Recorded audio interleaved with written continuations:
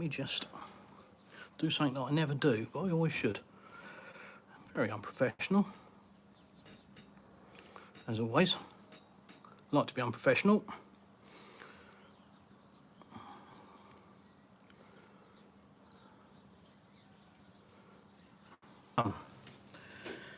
Right, show you a bit of sky. Don't really want to see me in the swimming pool. You've seen that 100 times already. What you haven't seen is me stuffing my face with strawberries though, so this is the first. But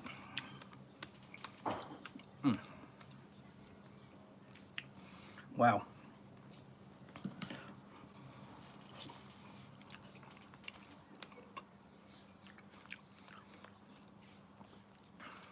My wife's laughing at me.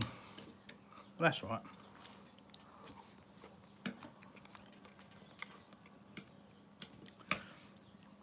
Wait and see if anybody turns up. Oh, God. Sorry. Strawberries. I'm going to look like a strawberry soon. The amount I've eaten this week and last week. Yeah, so I decided to do a live stream and then stuff my face with strawberries at the same time. Perfect. But today's live stream really is to give people a starting point for moving to Russia, because lots and lots of people are announcing that they're going to move to Russia. I don't think they've really thought it through or really understand how. They've, you know, some people are doing due diligence, but others are just sort of deciding that it's a lifestyle change and they're going to do it. Which again, there's nothing wrong with it, but you need to have a plan. You need to have a kind of understanding of where, how, what, you know, and all of the potential pitfalls. Am I going to be able to give you all of those answers? Don't know. You'll have to ask and find out.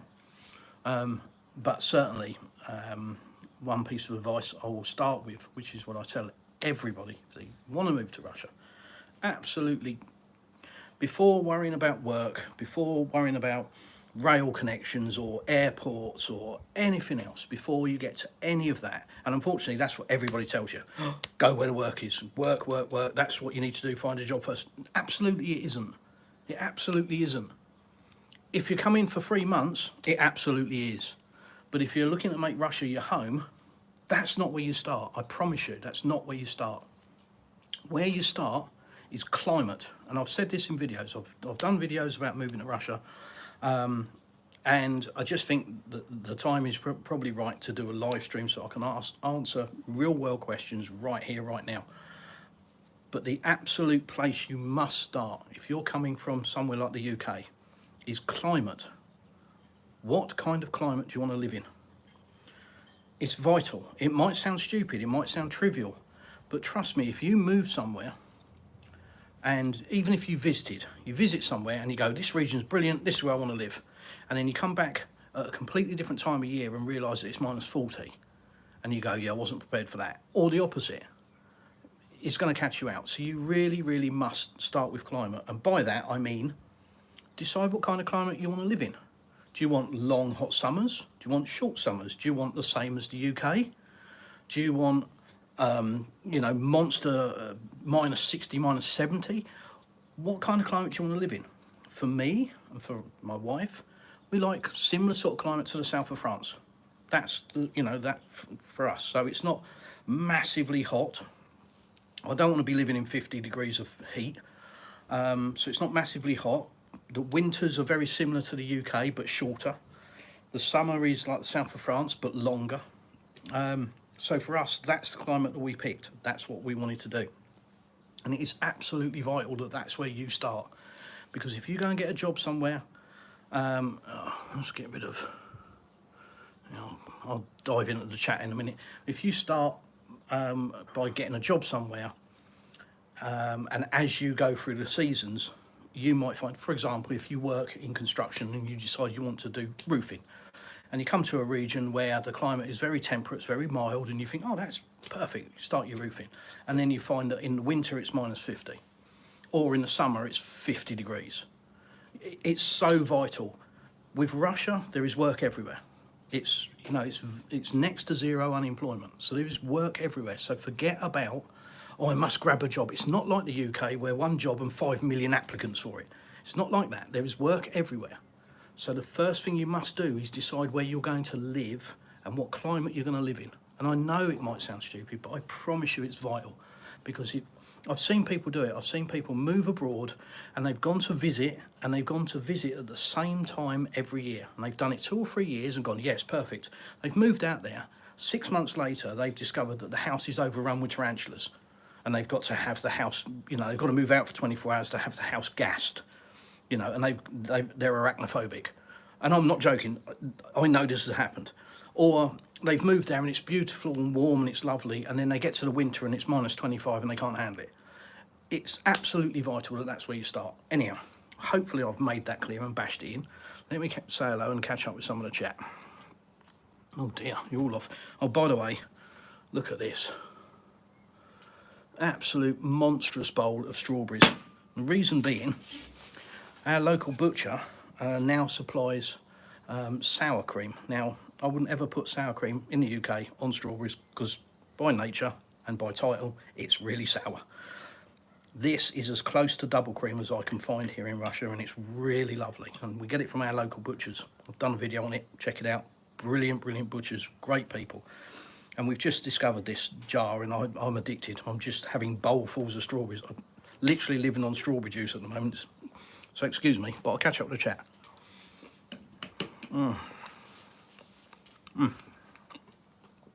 Oh God, if you move out here, you'll understand what I'm saying when you start eating the strawberries.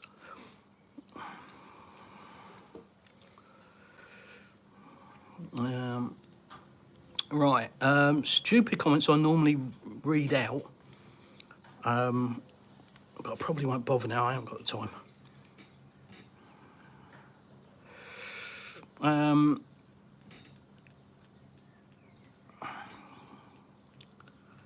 Right.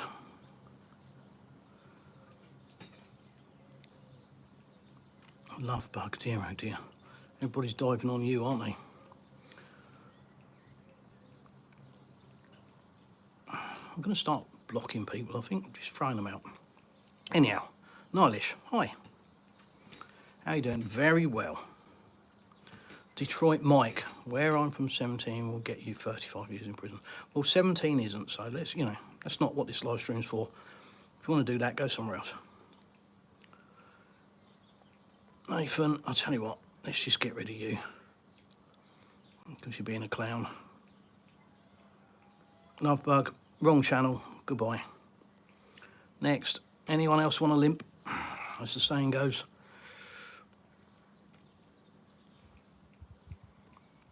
Flat, goodbye.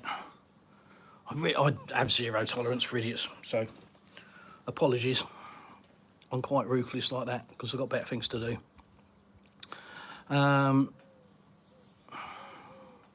Anyhow,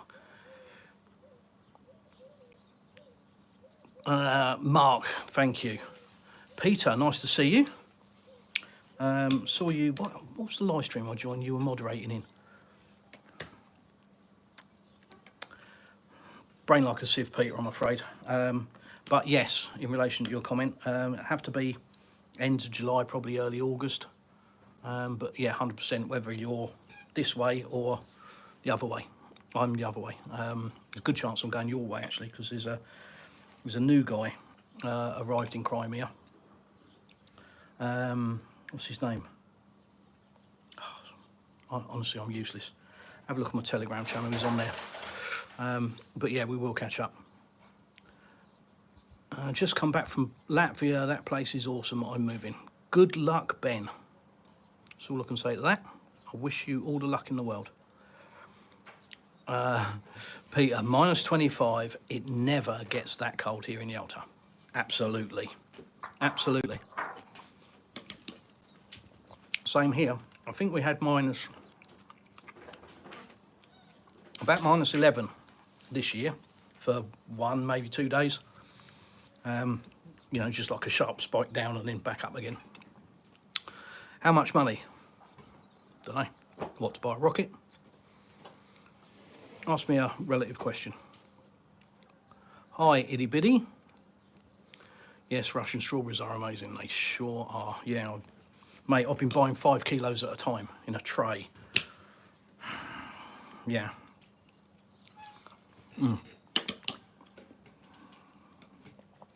How long is it going to take me to get through that lot?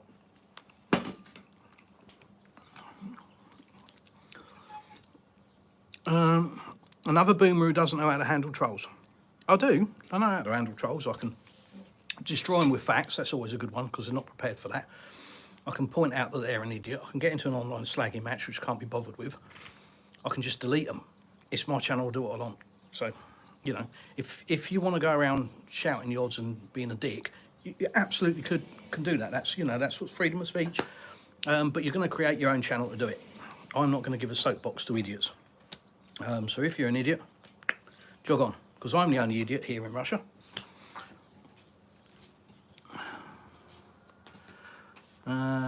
So, Night Owl X7 on the edge.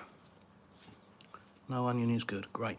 Lovebug is trolling live chats asking adults to condone his pedo tendencies. Yeah, well, Lovebug's gone. Hi, Plastic African. Detroit Mike, thank you. You're welcome. The Duran, yes, Peter, thank you. Yes, it was. Alex and Alexander. Great program. I thoroughly recommend that to anybody. Just to get a very neutral perspective on what's going on. Can't stop eating these bloody strawberries.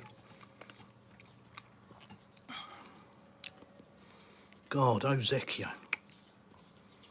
Just rude. Goodbye. Drifting Beamer. Drifting Beamer. If brains were made of rubber, you wouldn't have enough rubber to make a one-legged budgie of flip-flop. Sayonara.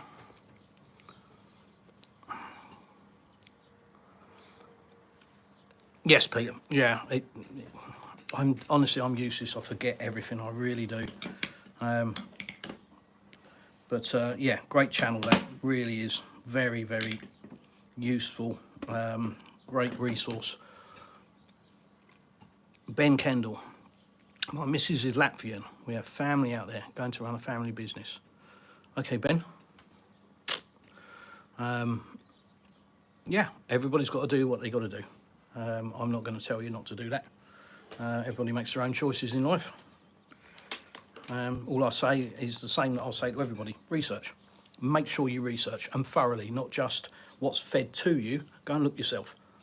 Go and dive deep, because if you're planning to move to a country, that's what you've got to do. Do not rely on people saying, do this place is wonderful, and, you know, don't turn on a YouTube channel, even mine, for example, and just go, oh yeah, exactly what this guy's saying, yep, that's it, and make your decisions. Don't do that. Too many people make the wrong decisions by following other people's decisions. So that's what lemmings do, isn't it? They jump off the cliffs, apparently. You've got to do your own research. So if you're going to move to another country, make sure you do that. Don't just, like I say, don't just get fed information and read that and go, oh yeah, this is wonderful. Go and look for it yourself, so it's not tainted. You actually get that chance. Building, plumbing and gas. Yep. Would you like to see a... Yeah. Right. Sadia, that's such an old, boring joke. I can't even say it's a joke. It just gets you banned. There we go. I'm brutal. Sorry, Peter. I know I'm not like you. I'm really savage when it comes to idiots in the channel, because it just spoils it for everybody else. It, you know, consumes the chat with a load of rubbish, and it spoils it for people that might have a genuine question. So, yeah, I'm quite savage when it comes to it like that. Love from the UK, Plastic Russian. I love Russia. It's a dream to visit one day. Hopefully, when all settles down, love your channel. Ray, thank you. It's very kind.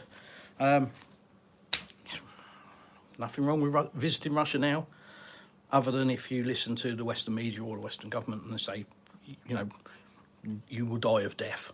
But that's not the case. No reason why you couldn't visit Russia now as last year or the year before, the year before, the year before that. Just saying.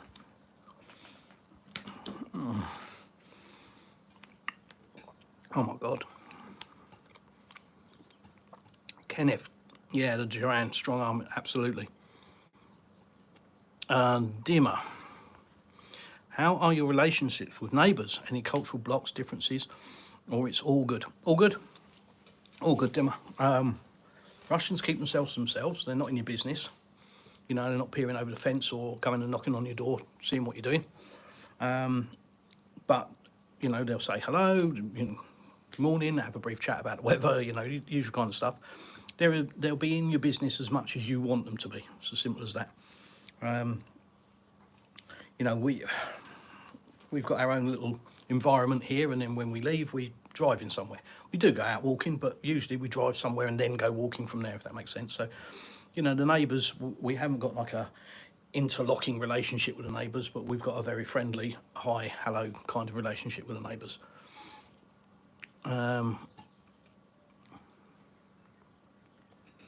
Jay said hi. Yes, one of my favourite things about Russia, the food is much fresher than the food in the US. Peter, 100%. My tastes have actually changed significantly coming from the UK, because for one thing, GMO food is banned in Russia, so that makes a difference to a lot of products. You know, the taste is different because there's certain elements that are not allowed here. But also, our region it's surrounded by agriculture and vineyards, so everything that we eat is out of the fields around us. You know, pretty much. You know, the butcher we get very fresh meat from, and we've got every day there's a farmer's market somewhere that we can get fresh fruit and veg from. Strawberries at the moment, oh my God, are amazing, as I keep banging on about them. So yeah, the quality of the food is a huge difference from what I'm used to. You know, I'm used to going to the supermarket, it's all wrapped up in cellophane and, you know, the processed kind of stuff, whereas here, you know, we've got bendy carrots and, oh, speaking of carrots, we're at the market today getting strawberries. You should have seen the size of the carrots. They look more like turnips. They were absolutely freaking huge. They were about this diameter and about this long. Absolutely massive. You know, I just, like that. Just ridiculous. Absolutely ridiculous.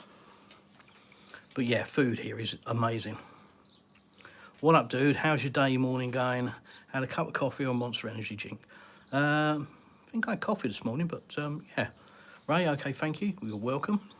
I moved here in July 23. I've no plans of returning to the US. I love Russia and the Russians.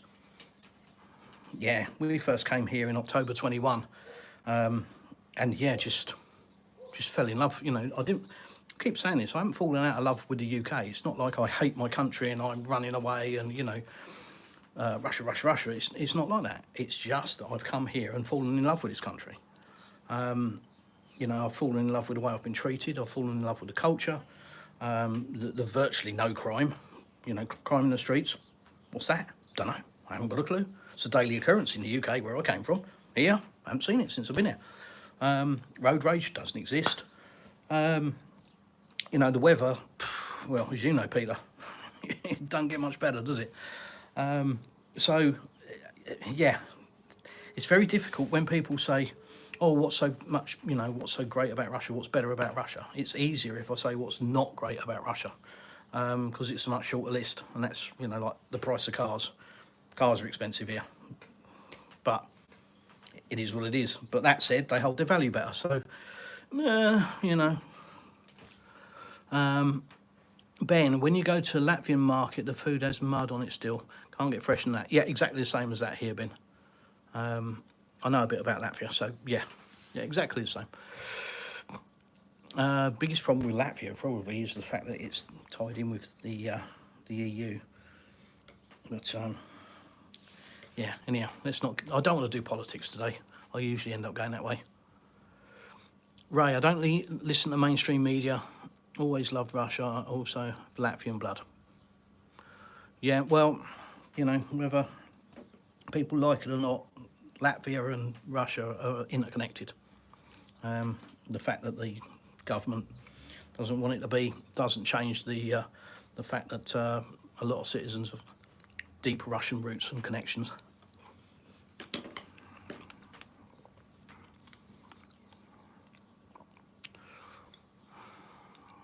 Ezekiel, close, mate, very close. Ray, Ben loved that. UK food is awful. It's an acquired taste, Ray. UK food. Very acquired. Craig Nash, hi. This has actually blown my mind. Russia never even crossed my mind as a country to move to. Thanks for educating. Craig, tip of the iceberg, mate. Trust me. Go and have a look at my channel. Have a look at my YouTube channel. There's all sorts of weird and wonderful videos there.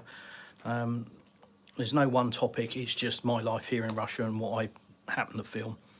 Some of it's boring, I'm sure. Some of it might be interesting. Some of it might be entertaining. I don't know, but just have a look. Gives you an idea of probably a side of Russia that most people have no clue exists. Ben, cream and dill on everything in Latvia. Yeah, same. Oh.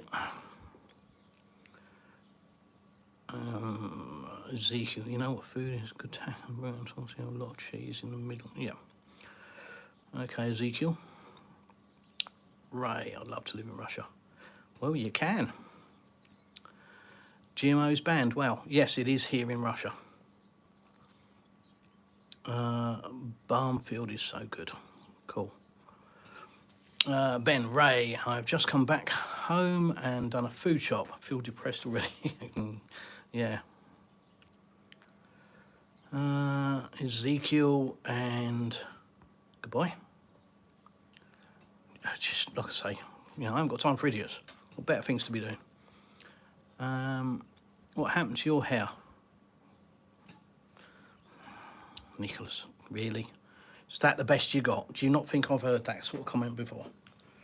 Do you think that's new? Is that like, oh my God, wow, you've just set the world alight with your statement? Or question. You should have put a question mark on the end, by the way. Oh. Detroit Mike. Food here in the US is rubbish. That's why we grow our own. And no people fresh there. Yeah, we buy nothing processed under US laws. Yeah, I mean, that's a very common thing in Russia, that most people grow fruit and veg in their gardens. I mean, I'm not green-fingered. The wife is a bit. We do not grow fruit and veg. You know, it's easier for us if I just say we don't do that.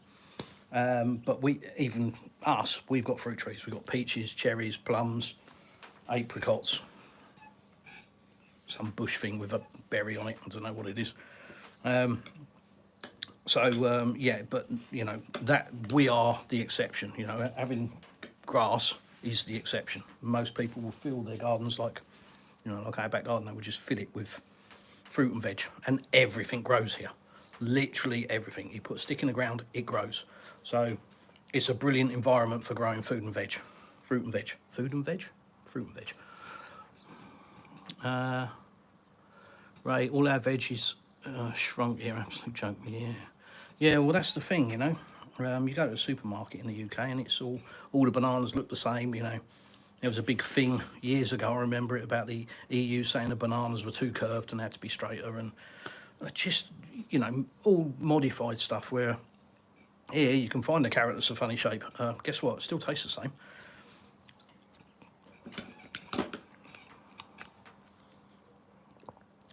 Callum, very passionate people.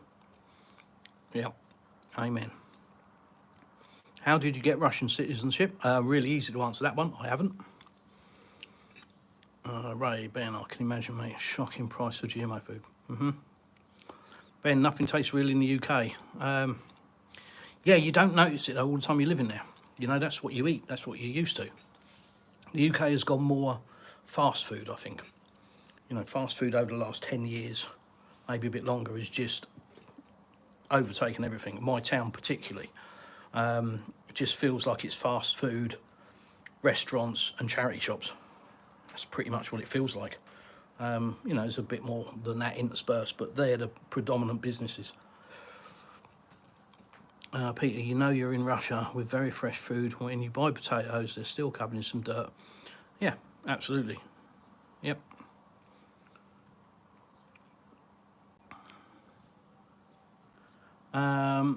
Half-eaten hooker, great name. Many people speak English. An awful lot of Russians speak some English, and some of them are extremely good. But what I've found is that most of them are quite reserved in actually speaking English. And the ones that I've spoke to about it and sort of questioned, it's based on they don't have the practice. So they think they speak English badly. And I'm so constantly surprised by, even on such a basic level where a Russian can string a sentence together out of English, which I can't do in Russian. And they don't speak English in their head, they don't speak it at all, but you know, they can do that. And then you get the other end of the scale where they're absolutely fluent and speak better English than me.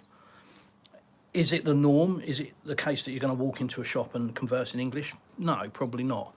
But you probably will go places and be surprised.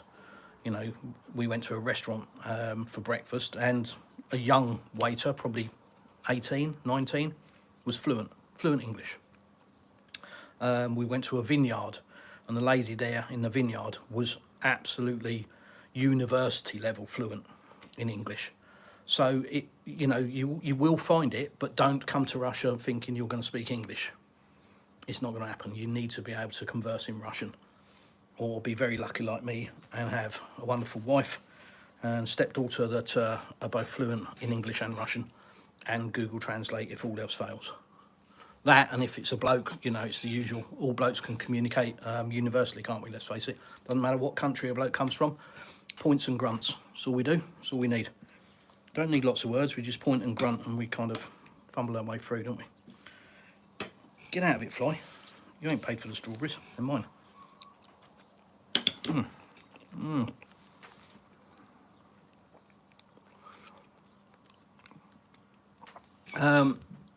Peter, what's better, UK or American food?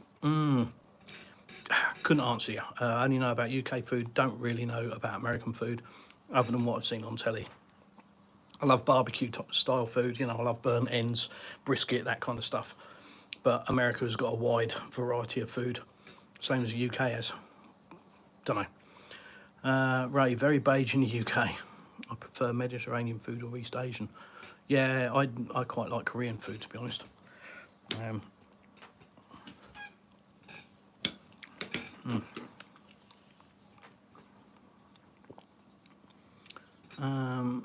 Have you been to Russia, Peter? You're not asking me that, are you? Surely. Russian food is better than both UK and US. Yeah, I'll agree with that, Peter.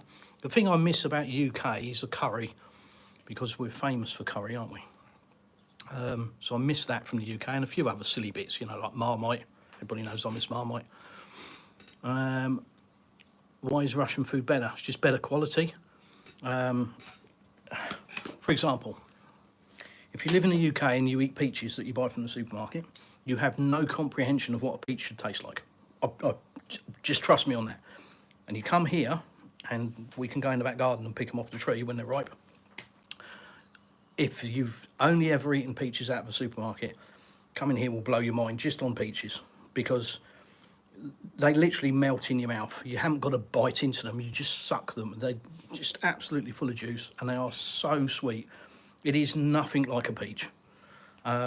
So that's the difference. It's all fresh, it's not modified, it's not, you know, artificially raised and all the rest. It just grows in the garden. And certainly in my region, a lot of stuff grows like weeds. Grapes, for example, that's why our region is a vineyard. You know, there are vineyards everywhere. It's a wine region because they grow like weeds. And again, I'm not joking. Cherries grow at the side of the road. Peaches, not necessarily the side of the road, but they grow beautifully in gardens. Plums grow the side of the road. Walnuts grow on the side of the road. You know, literally like weeds. So that's the biggest difference. The food is just so much fresher. And so much deeper taste as well, much richer, deeper taste. You know, again, like strawberries, I can't get enough of them because I've never eaten strawberries like it until I came here. And I've eaten strawberries in many places around the world, but until I came here, they're just lovely. They really are. Such a deep flavour. Ben, have you got a meat smoker? No. It's on the list though, mate. Peter Avery, where's that? This is just outside a town called Anapa, A-N-A-P-A. Put that in your Google Maps. We are about 50 miles from Crimea. I always say 60, but 50. 60 kilometres, 50 miles from Crimea, on the Black Sea coast, across the water from Turkey, and about 300 kilometres north from Sochi.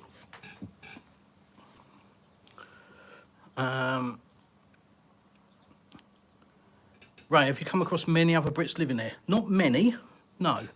There are a few in Moscow. Moscow seems to be the place for YouTubers.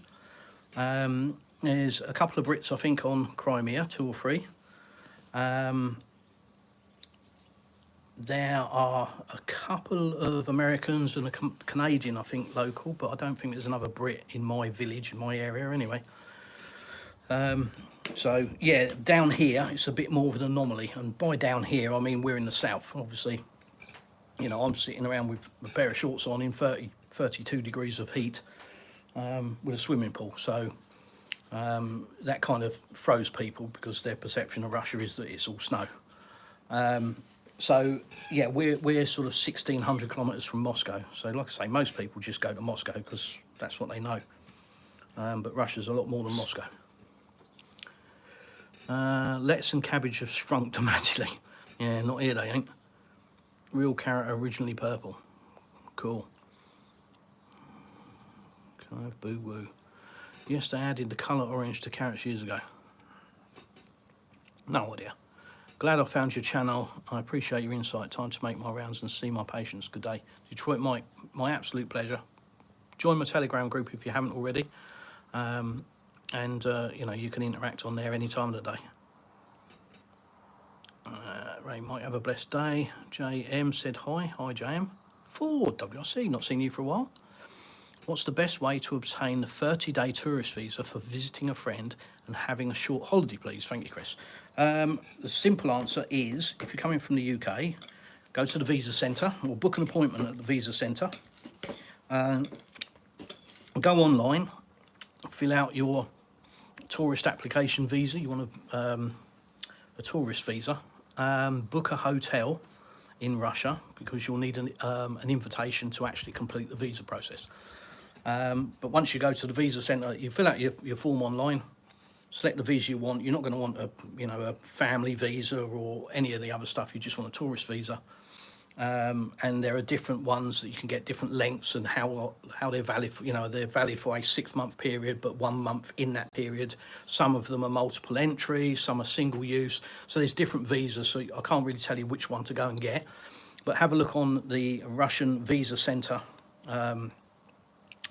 website and then select the visa that you want, fill out the form.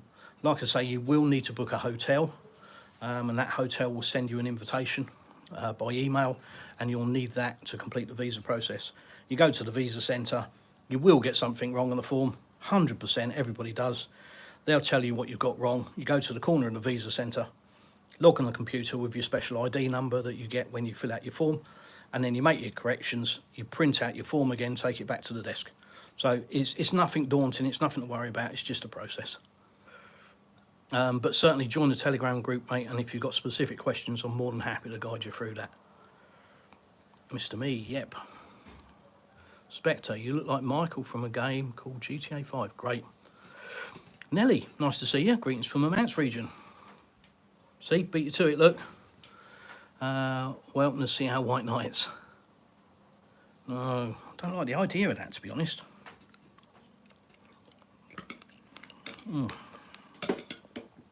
God, it's like I've died and gone to heaven.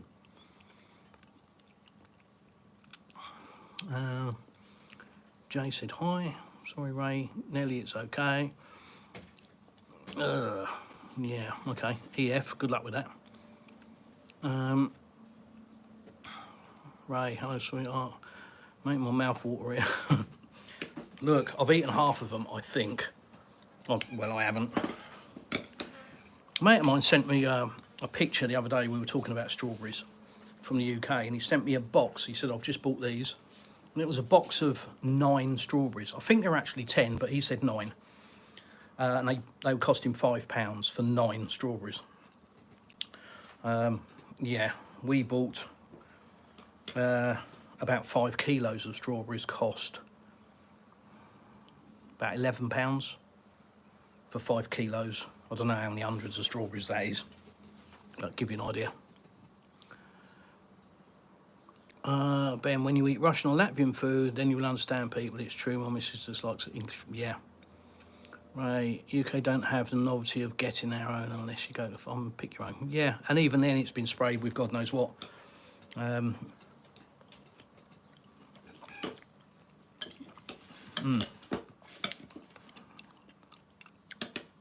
Whereas here they rely on natural remedies a lot more for bugs.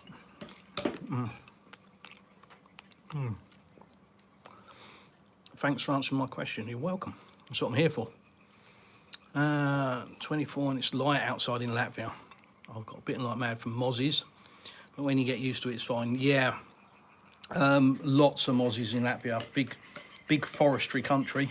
Although they did sell a lot of their forest. I don't know how actually got left at the moment.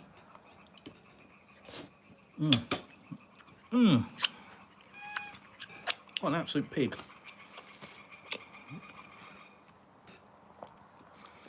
Lord Hager, which visas are we talking about? So I was asked a question about coming to Russia from the UK for 30 days to get to Russia. I'd love to go there, but can't imagine I would be allowed in. So Russia has very strict immigration policy, a very strict visa process, and you're going to have to provide things like police background check and stuff like that. If you're just coming as a tourist, don't think you need to provide a police background check.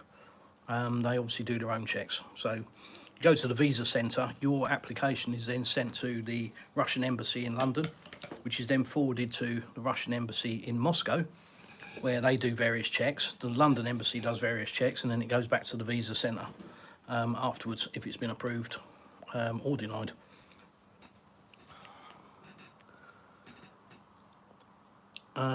Forward, okay, Chris, thanks very much. My pleasure, mate. Like I say, join the Telegram group. Don't be scared of Telegram. It's basically far better than WhatsApp. If people haven't used Telegram, I know there's a lot of talk in the West about how dodgy it is, which is all a load of rubbish, but there you go. But yeah, join the Telegram group, mate, and you can get instant answers to questions, not just from me, but from lots of very, very clever people in my group. Very lucky. Nick H, yeah, right. Why would anyone want to move to Russia? Dictatorship. Emil, this ain't the place for you, is it? Because you're clearly a little bit brain dead. So, bye-bye. Dos vidania. Ben, I used a whole can of mosquito repellent in 1 hour. Latvians look at me like I'm crazy. They use one can the whole summer. Yeah. Yeah. Yeah, but Scottish midges, I think, are worse. I've had some interaction with that. Yeah, fresh English meat indeed. Does it have to be a hotel, or can you put a friend's address down that you're staying with? Oh, good question. What if somebody wants to come from the UK on a tourist visa and they've got friends here in Russia, can the friend invite them with a letter and give that address? Can you remember? Or does it have to? They probably can, but it's so difficult. Need so much documents, and them need who living here. Them need as well to go to the embassy, write the. Yeah. So simple answer to that, mate, is a load of hassle. It can be done, but it's a load of hassle for your friends. It's a load of hassle for you. A lot of documentation. They have to go to the embassy, write a letter to. It's a lot of hassle. Trust me, just book a hotel. It's a lot easier. And I've heard that people can or have booked hotels, and I'm not condoning this or suggesting this is what you do. It's just something that I've heard, that people will book a hotel, apply for their visa, and then cancel the hotel once they've had the invitation. Like I say, not something that I would recommend or condone, but I've heard of people doing it. So that's, maybe something, but, realistically, just book a hotel for your stay. Sure you know what I mean. If not, join the Telegram group. We'll have a proper discussion. Ray, shame you couldn't send some over. I know, if I could send these to England, I would absolutely be a wealthy man.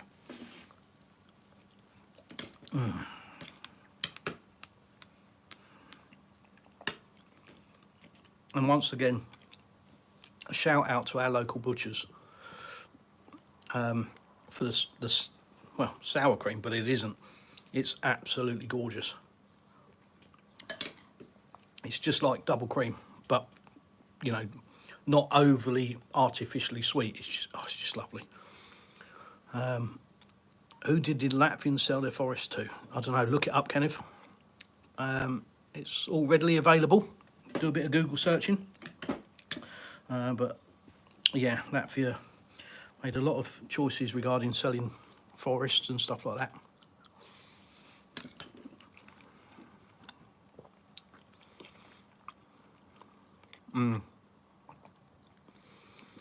Chrisman, greetings. I hope I didn't miss much. No, just me stuffing my face with strawberries, mate. They'd eat me alive if you came to Latvia. Yeah, what I'm trying to do is catch up with the chat, guys, so that I can sort of give some more info about moving to Russia. Ray came. Good afternoon, Chris. Is it starting to get busy there? No, Bill. So it's widely regarded, I think, certainly from the locals we spoke to and from what I've seen from administration, that it's going to be a late season.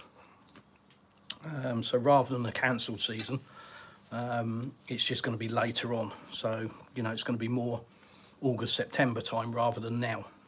That said, there's people here, but nothing like it is normally. And I've got to say, it's quite nice because we can drive about and we can go into a Napa with ease and park. So, you know, but it's not good for the local economy, that's for sure. But there's a lot of fear mongering. There's one particular channel. The guy lives in a Napa, and every day he goes down the beach telling everybody how destroyed it is. The beach is covered in tar and oil, and then he stands there saying things like, "Oh, if children swallow it, they're going to die. You know, they grow 2 heads, and potentially it causes cancer." And I mean, he's literally every day he's walking down the beach doing that, and it's just a pack of lies. It's absolute off the charts scaremongering. But he's doing it because his YouTube channel was blown up because of it. So he's just repeating that formula every day. It's the same thing. Down the beach, oh, look at the tar, look at the tar. You know, trying to find. Even I watched a video of his the other day, and he was looking at something that looked dark in colour in the water, and he was saying, "Oh, that's tar. I'm pretty sure it is, but I'm not going to touch it to find out." Could have been anything, but he was just, you know, it was about this big, and he was deciding that was tar. And unfortunately, that kind of person is not good, because he's just spreading a load of misinformation. And then, of course, other people across Russia will see that and think, well, if they're 6,000 kilometres away, they're going to watch that and go, well, there's no point in me going to a Napa because obviously the beach is destroyed. And it's not true. There are signs saying you can't swim. I'm not going to deny that. But certainly up and down the coast, you know, people are swimming. Gillingeek, people are swimming. And I've got to say, I was in Gillingeek the other day and I could smell, you know, I could smell the oil in Gillingeek where I can't in a Napa. And the reason for that is very, very simple. A Napa is sand. Everywhere, either side of it is stones. So once the oil gets into stones, how are you going to clean that up? Whereas here in a Napa, they've literally scraped all of the sand off. So all of the contaminated sand has been scraped up and taken away. So there is no more smell here. There is no oil smell. There is no oil on the sand because it's all been scraped up and gone. There are going to still be a few bits and pieces, and the administration is doing the correct thing by saying people don't swim until we're happy. But the sea is crystal clear. The dolphins are in the sea, the swans are in the sea, all the sea life's returned, people are fishing. You ain't going to get dolphins in bad sea. Sorry, I'm going on a bit of a rant, but this guy is just does my head in, because every day, oh, it's terrible, oh, the end of the world. But he gets, you know, a load of views on every video he does, a load of idiots come in and go, oh, it's destroyed for the next 10 years and all the rest of it. And that spread, you know, I was talking to somebody that was in St. Petersburg and they said, oh, an Napa's destroyed for 10 years, no point in even thinking about it. What are you on about? You've got no, you know, this is the trouble with people talking. People don't do their own research, they don't make their own mind up, they listen to idiots. So anyhow, went on a rant, but sorry, Bill, went on a rant. But no, it's not starting to get busy. Lord Hager, out of curiosity, what's the take on the war in this room? I'll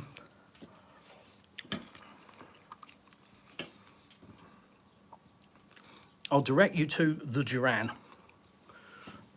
They can give a much better, probably, perspective than me, although I research from multiple sources. But they can put it in a much better way than me. I will be quite direct, and it'll probably get me banned. So rather than run that risk and get shadow banned like I normally am, I'm trying to be a good boy. So Lord Hager, go and watch the Duran, Alex Christoforou and Alexander Mercouris. Absolutely brilliant. Alexander Mercouris has got his own channel, and so has Alex Christoforou. But they also do the Duran together, and they're absolutely brilliant. They give such a good analysis of what's going on. It's really, really good. So thoroughly recommend listening to them, but not just solely them, because obviously you'll get their version of what's going on, but you've got to go to other places as well to build the whole picture. But certainly that is a really, really good basis. I'm in a fortunate position, both living here, so I get a bit more information, and yeah, doesn't matter. Move on. Timothy, I'm from Scotland. They're not that bad. Timothy, what part of Scotland? And Scottish midges are horrendous. I'm sorry, I disagree with that, Timothy. So it really depends what part of Scotland you're from. I know Scotland very well. I've got friends live in Scotland and I've travelled all across it. Love the place.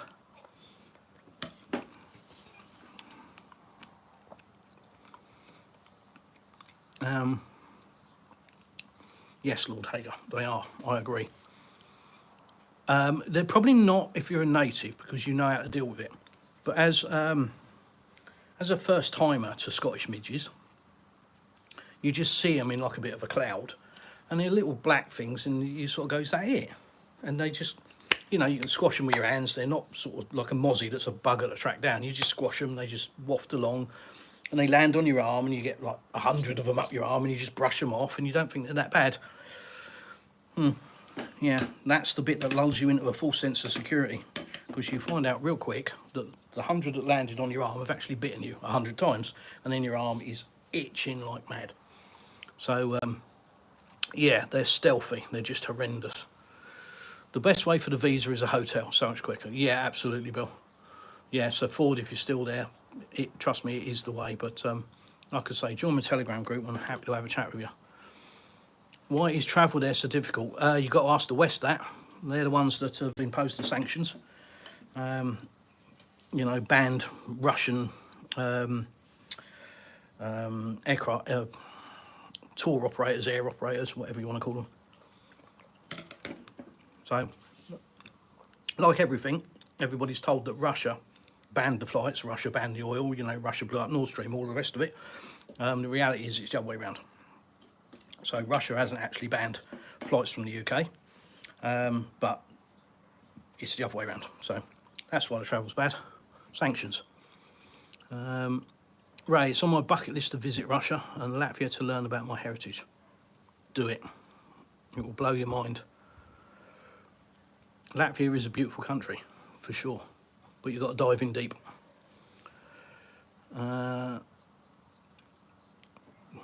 Go to Ventspils and visit a museum, Ray. You won't be disappointed.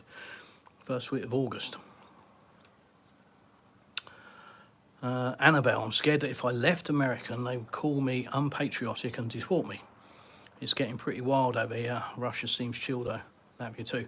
No, Annabelle, that's just the perception that they put out. It's not the case at all. There are plenty of Americans that travel backwards and forwards.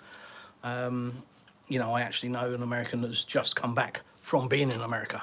Lives in Napa. So that's not the case. It's just the perception they want to give you. The media wants to do that to you, so you get restricted. But no problems at all. So yeah, don't be afraid. Ford, it was a lady friend who suggested I stayed at hers to save on hotels. But yes, I understand what you're saying. Thanks to you and your wife for your input. No problem, Ford. Happy to elaborate, like I say. Hello from Leicestershire, UK. I'm sorry, Sliante?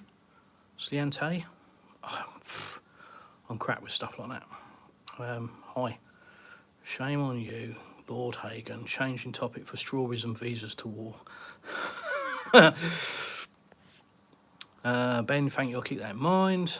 Nelly, thumbs up. Did that already, Nelly? Come on. Get with the programme. The real band, oh, Kev, yeah. Dos Vidania. Boop, gone. Peter Avery. Romania has the largest amount of old growth ancient woodland in Europe, but they're cutting it down for IKEA furniture. Yeah, going to be doing a lot more in Romania soon, aren't they? Bulgaria's going down an interesting path, isn't it? Romania will be following it. The real band of Kev. Who is he? Don't know. Who? He's gone. That's who he is. Scotland the Brave. Are you my real dad? Highly unlikely. I'm not ginger. Lord Hagar. Kia Sheep. Do that, yeah. No Scotland, no party. Okay. That sounds like an old Keith Richards saying, doesn't it? No snow, no show.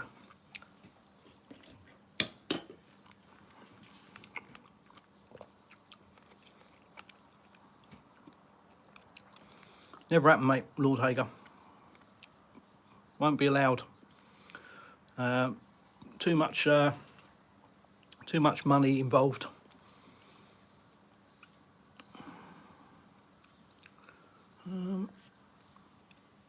West Coast.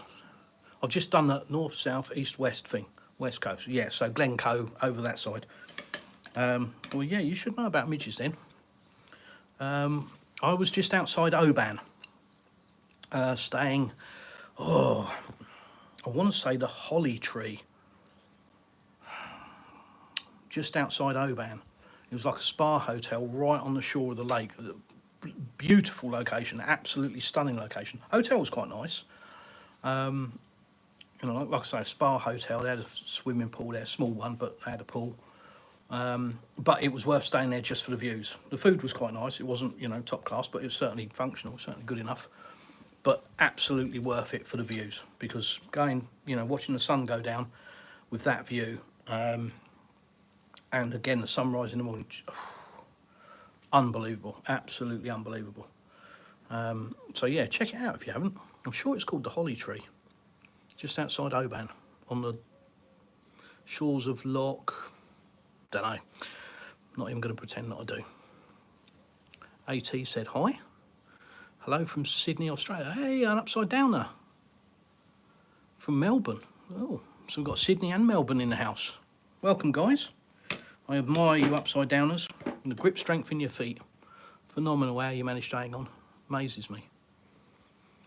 I'm a Brit. We take the piss, just like you do out of us. So, you know, don't get narky. Meatballs are better than the furnishings. Oh, there we go. Here's one. Hey guys, this guy hates freedom of the press and freedom of speech. Yeah, right. The only people that have problems with free speech are the people that say banging on about free speech. They're always the worst. What they mean is you can have free speech as long as it fits with their narrative and their agenda. I'll explain this chat and my channel just like I would your lounge. Somebody comes to your house and comes into your lounge and starts acting like a cock, swearing, just generally being rude and offensive. Are you going to stand there and allow it because it's your lounge, or are you going to throw them out the door? So where's the free speech? Does free speech mean that somebody can come into your lounge and just abuse you and talk to you how they want? Is that what you think free speech is? So, yeah. But whatever your name is, yeah, jog on. Please don't listen to mainstream media. Of course not. Love to Australia.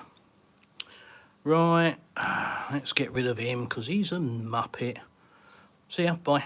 I hope the family doesn't want to live and throw you in prison. Of course they won't throw me in prison because I haven't done anything wrong. Mr. Me, mashallah. Depends on the mainstream media. Does it though?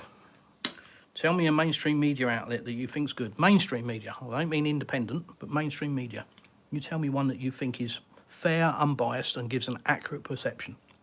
And please don't say Al Jazeera.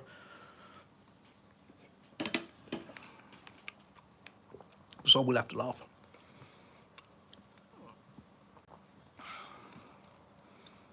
If you want a real awesome take on the US, watch Planet America from the ABC. Yeah, I'm not interested in watching news about, you know, no offence, but about the US. I want to understand what's going on in the world, not just in one country. The trouble with the US, and a lot of the people that live there, they think that the world is the US. And, you know, and I don't mean to be disrespectful, but they just don't have an understanding that there's more outside of the US borders. There's a vast amount of Americans who haven't even got a passport. And they're not interested, you know, they're interested in American business. And you know what? If everybody and every government was like that, the world would be a better place. So there's nothing really against that, but I've got no interest in looking at domestic news about a particular country. Fort William. Ah, yes, indeed. We went on the train. What was it called? We all know the train, don't we? From Fort William. Oh, goes over the... Is it the Glenfinnan Viaduct? Something like that. I'm not going to say what it's known as. Somebody else can do that. I know what it is. Wizards and all that. But... UK propaganda is awful. They like to keep people in a state of depression and fear. It's disgusting. Ray, people are easy to control when they're scared.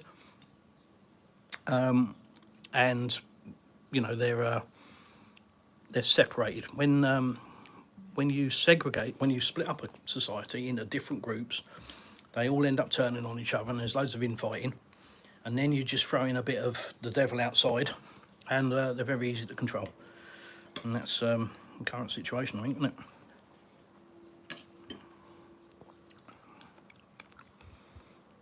Chrisman. There's a machine gunner following Chris all the time. But today he went swimming, so it's a live stream time. True. Yeah, he's actually in the pool, but he's got his scuba gear on, so he's under. New South Wales, Australia. Wow.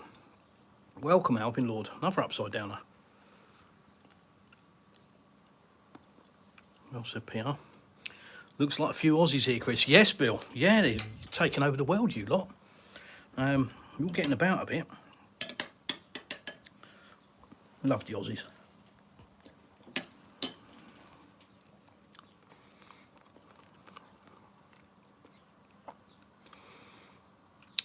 Ray, some people think they can say whatever they want because it's behind the keyboard. Yeah, we call them keyboard heroes, keyboard warriors, keyboard ninjas. Yeah, you know, they're in their mum's basement, most of them, aren't they? They're only allowed on the internet between the hours of 6 and 10 in the evening, usually. And they bash away at the keyboard until their little fingers go red. Think that they're a hero. Yeah, very common. People that comment negatively about Russia are always people that have never been, or the last time they were in Russia was 25 years ago. And it's usually one of the two, or sometimes both. But yeah, it's never from, you know, a perspective of open-mindedness and critical thought. It's always from a completely blinkered opinion based on mainstream media. Just makes them an idiot. So yeah. What is today's topic? Well, believe it or not, today's topic is moving to Russia and where you should start. And you should start with the climate. What climate do you want to live in? That's where you start. Russia has next to zero unemployment, so job wherever you go. Yes, of course. If you want a specific IT job, Moscow or St. Petersburg may well be the place to have the opportunity. And it doesn't mean you haven't got that opportunity in Krasnodar. It means you might have less of that opportunity, but it's still there. So, you know, the jobs are available. There's, like I say, next to zero unemployment. It's very, very, very low. So don't make work your first port of call. You know, you can get a work visa. You know, you can get a job. They'll issue a visa. They'll get a visa for you. but you'll find that then you're tied to that company. So if you stop working for that company, your visa expires. It's null and void. So things like that appear to be a shortcut can actually be a problem. And some people, you know, will move to an area based on a job. They've got the visa. They've never been to Russia. They've been given the visa. They move there, 3 months in, they hate the job. The climate's changed drastically, and now they're stuck.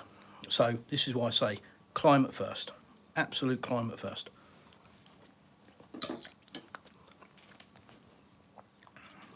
I've nearly finished these damn strawberries. Wow. In Florida, we call the midges no-see-ums. Yeah. I've got a couple of electric tennis rackets here, and it's great fun. Absolute great fun. Listening to them go bang and watching them explode.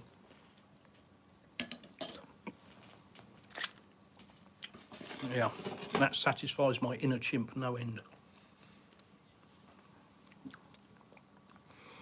In answer, our mainstream media, ABC, Australian, sorry, state-owned broadcast, that is balanced regardless of what Fox Muppets say. It's not overly left or right.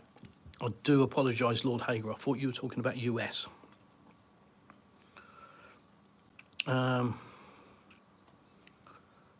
Coca-Cola Kid, that's funny. I don't know. I'm always funny. YouTube View.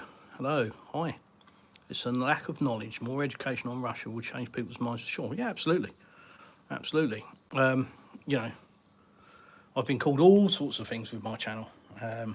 You know, I've had death threats. I've had people, you know, the normal, I'm a paid propagandist. I'm paid by the Russian government, paid this, paid that. It's all crap. I do this purely to give people information. That's all.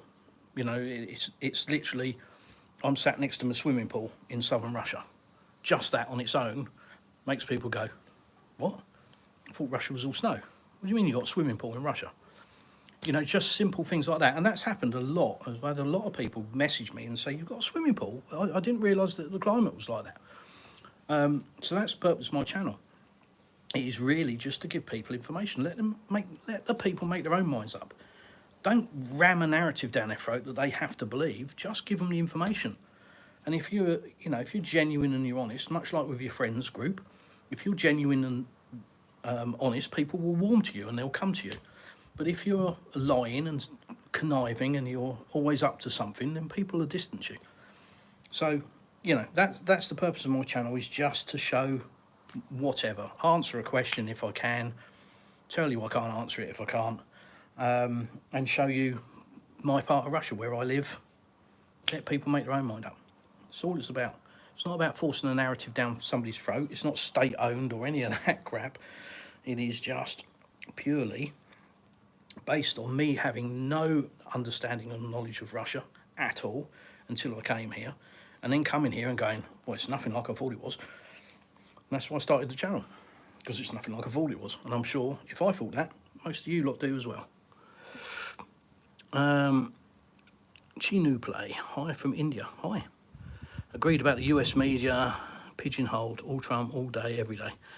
Yeah, there's only two camps, isn't there? You're either for Trump or you're against Trump. There's nothing else. Unfortunately, the US needs a third party, doesn't it, I think?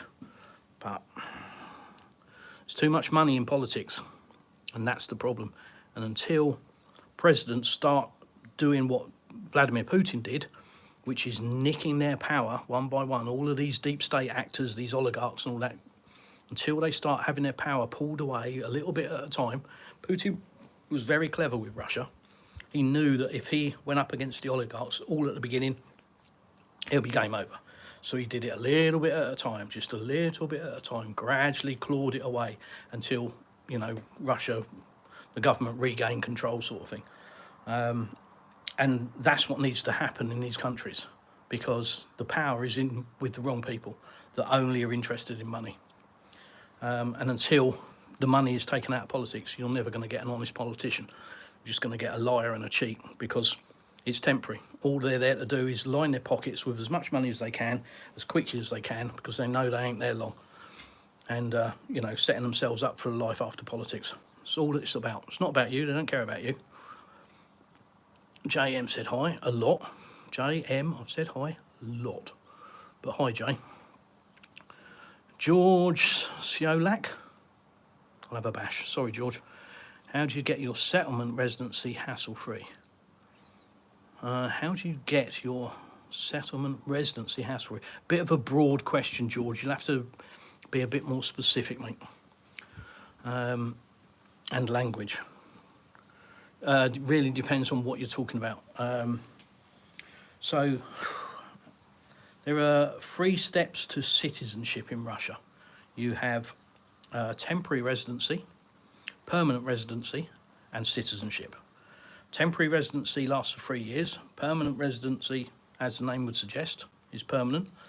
And citizenship, obviously, you become a citizen of the Russian Federation. Temporary residency, Putin's 702 decree passed last year, end of last year, I think. Yeah, end of last year. Which meant that people from unfriendly countries, yeah, there's a list. Britain's on it, America's on it. But people from those countries can apply for temporary residency in Russia without the need of passing the language test, the history test, and the laws, because that's all part of the language test. It's all wrapped in together. You need to know a bit about the history of Russia, a bit about the laws, and obviously the language, both written and spoken. The 702 decree negated that. You don't need to do it. So that has opened up Russia to an awful lot more people, because the language is very difficult to learn. Fine AF weather, damn. Zeppy, it sure is. 31, 32 degrees here today. 31.5 degrees in the pool. It's lovely. Oh my God, I can't understand a word you speak in English. Yeah. Premium English unlocked. Fine.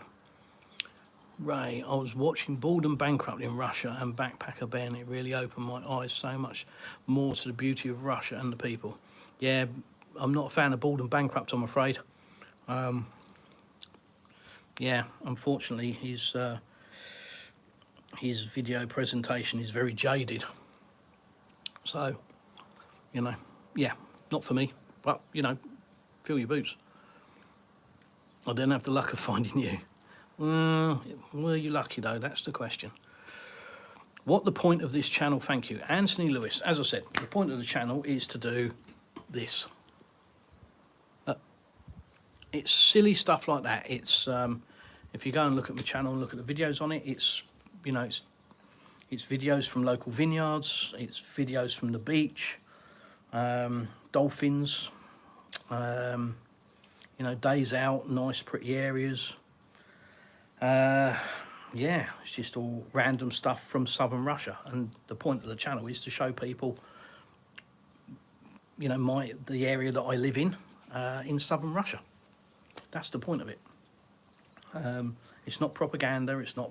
Try not to be political, or try not to get into that. But it's pretty hard not to anywhere in the world to talk about politics of some description. But really, the point of the channel is just to give some information. You know, blue skies, 31 degrees, swimming pools, beaches, vineyards.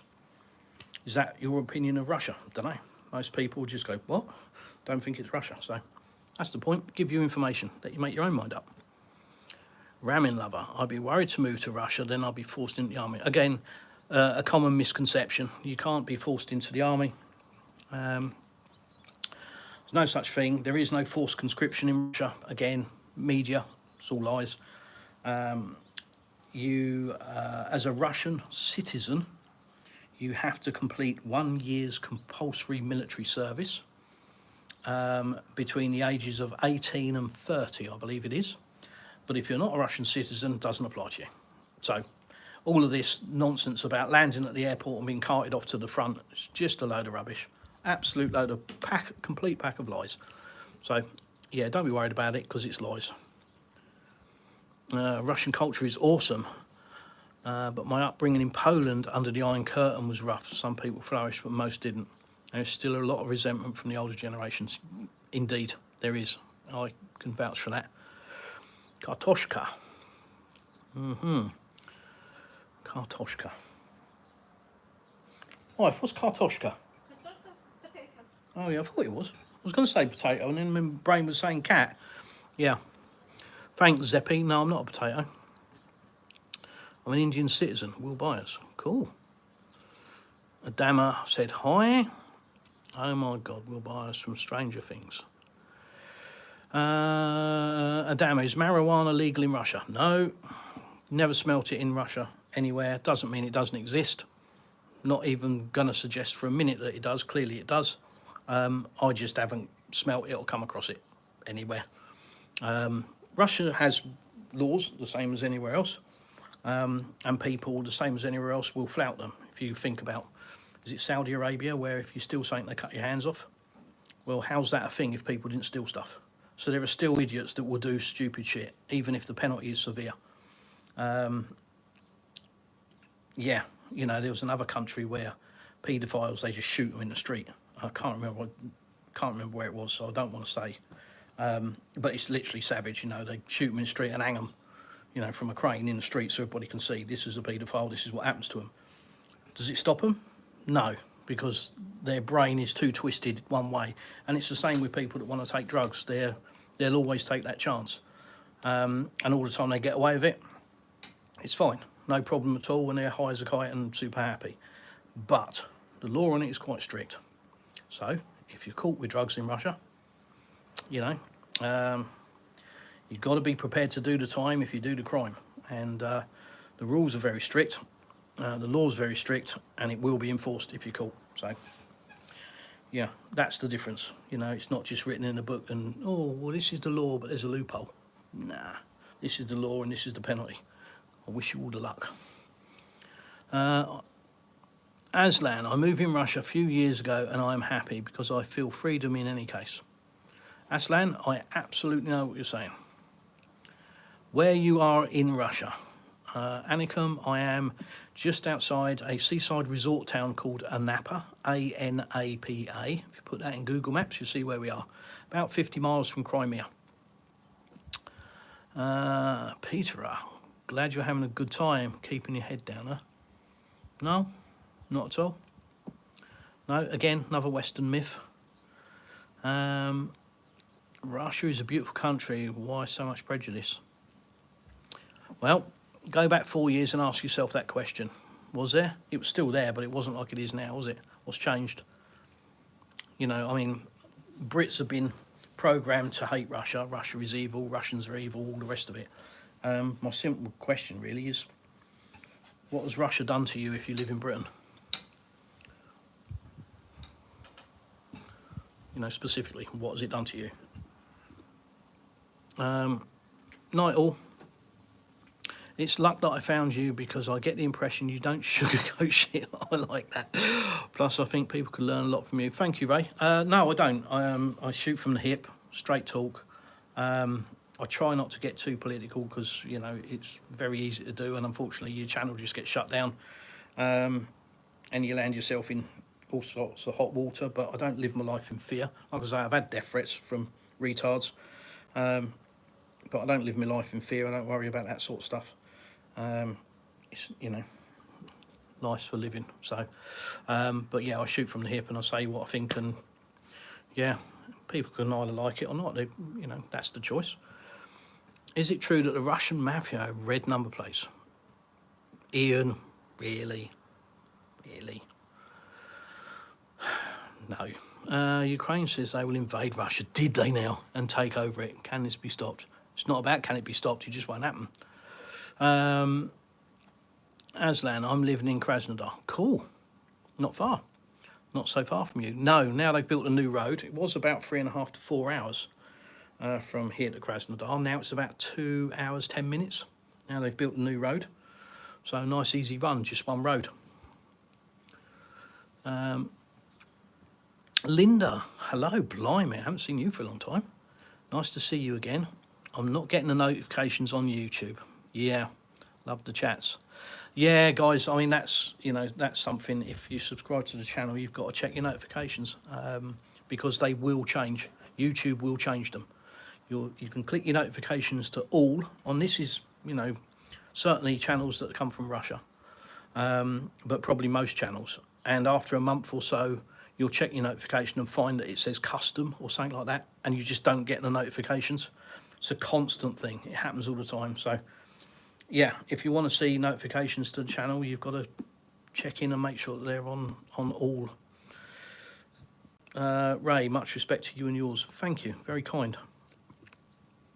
George, what is the best for camping or swimming, Azov Sea or Black Sea? Oh, George, I like that question. That's a proper question. We've done both. So, difference. Black Sea, you've got different kinds of beaches. So if you go to, say, Gillingeek, it's a stony beach. Same with Novorossiysk, stony beach. Anapa has got areas of stony beach, but Anapa is known for its sand, 40 kilometres of sand. So you have a sand beach in Anapa, so you've got different types. The Azov Sea, the beach is made of seashells. Well, certainly where we went, which was it Timruk? Where was? On the Azov. Timruk, yes. Yeah. Yeah, so Timruk on the Azov Sea, where we went to the beach, we've been there a few times.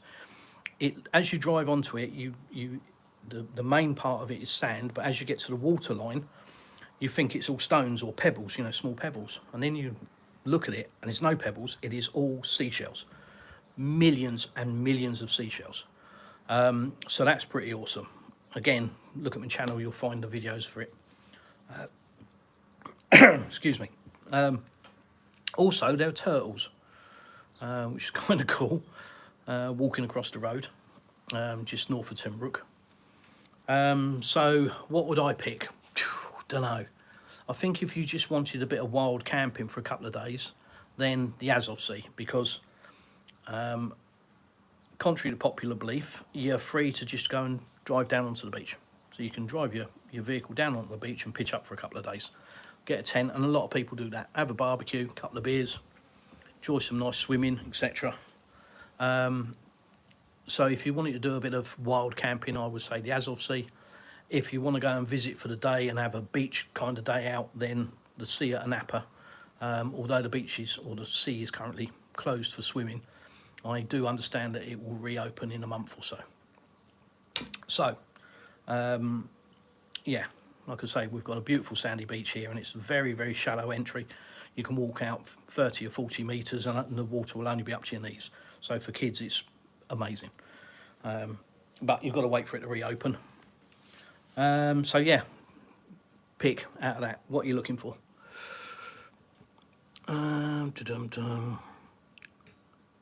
Aslan, I plan to buy land in Crimea. Right, well, as a foreigner, right, let's get this right.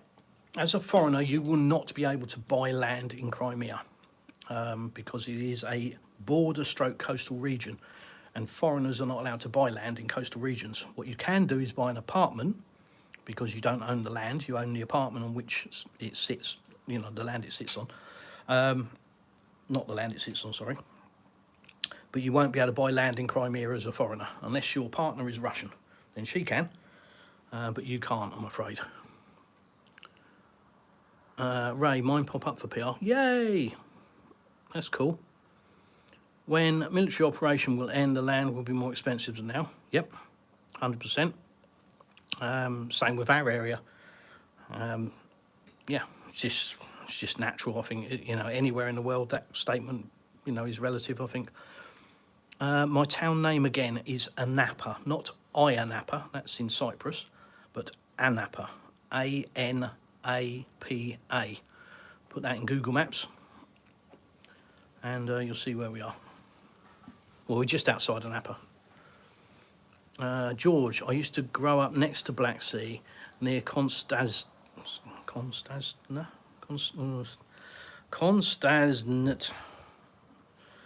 Sea of Romania, southeast of Romania. Okay, Constantia. Sorry, mate, I'm butchering that. Yeah, got my fingers crossed for Romania. Hope they don't go the same way as Bulgaria. Alexander Ross, nice to see you. Good afternoon, sir. Good day, Chris. Just discovered your live stream. Hope you're going well. Speaking of the Azov coast, have you ever visited Taganrog? No, we're planning to go to Taganrog, aren't we? That's up this side, isn't it? No, it's Azov Sea, but it's opposite this sea. The other side? Yeah. Ah, okay. Bit other side, yeah. Where am I thinking of where we were on about going? Lusk, Uts? Yeisk. Yeisk. Primorsk. Yeah, we're looking at going to Yeisk and Primorsk, just to have a nose about. But no, Taganrog is the other side, so we haven't been there. But we have been to Timruk.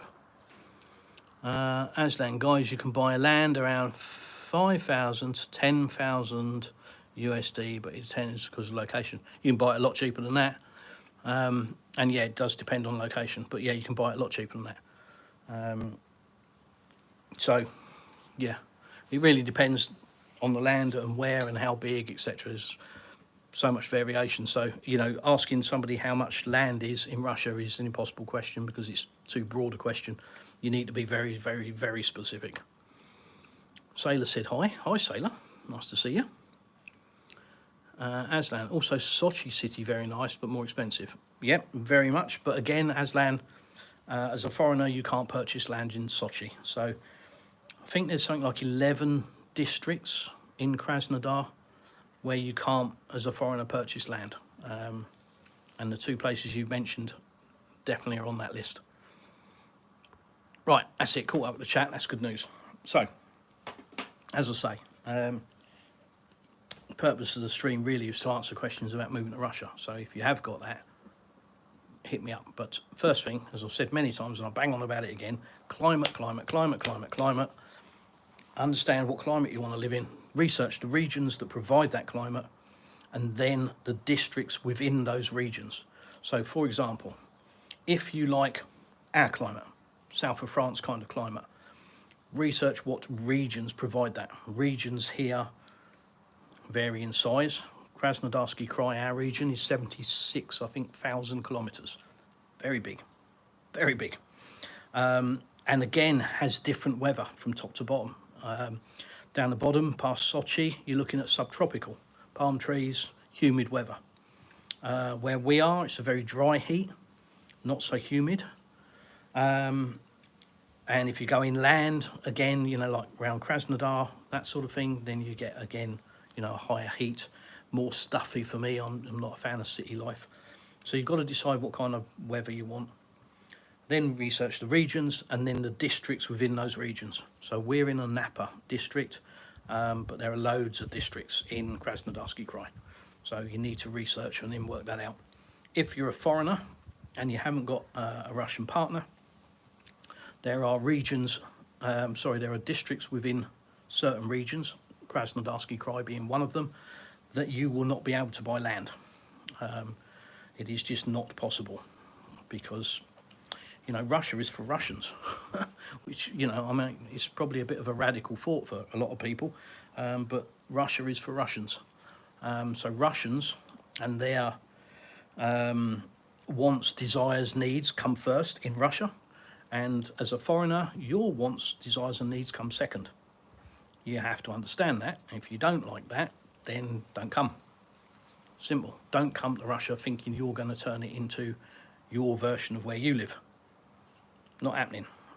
So Russia is for Russians, hence the reason that certain districts within certain regions, you can't buy land as a foreigner. But as I say, if you've got a Russian partner, then you can.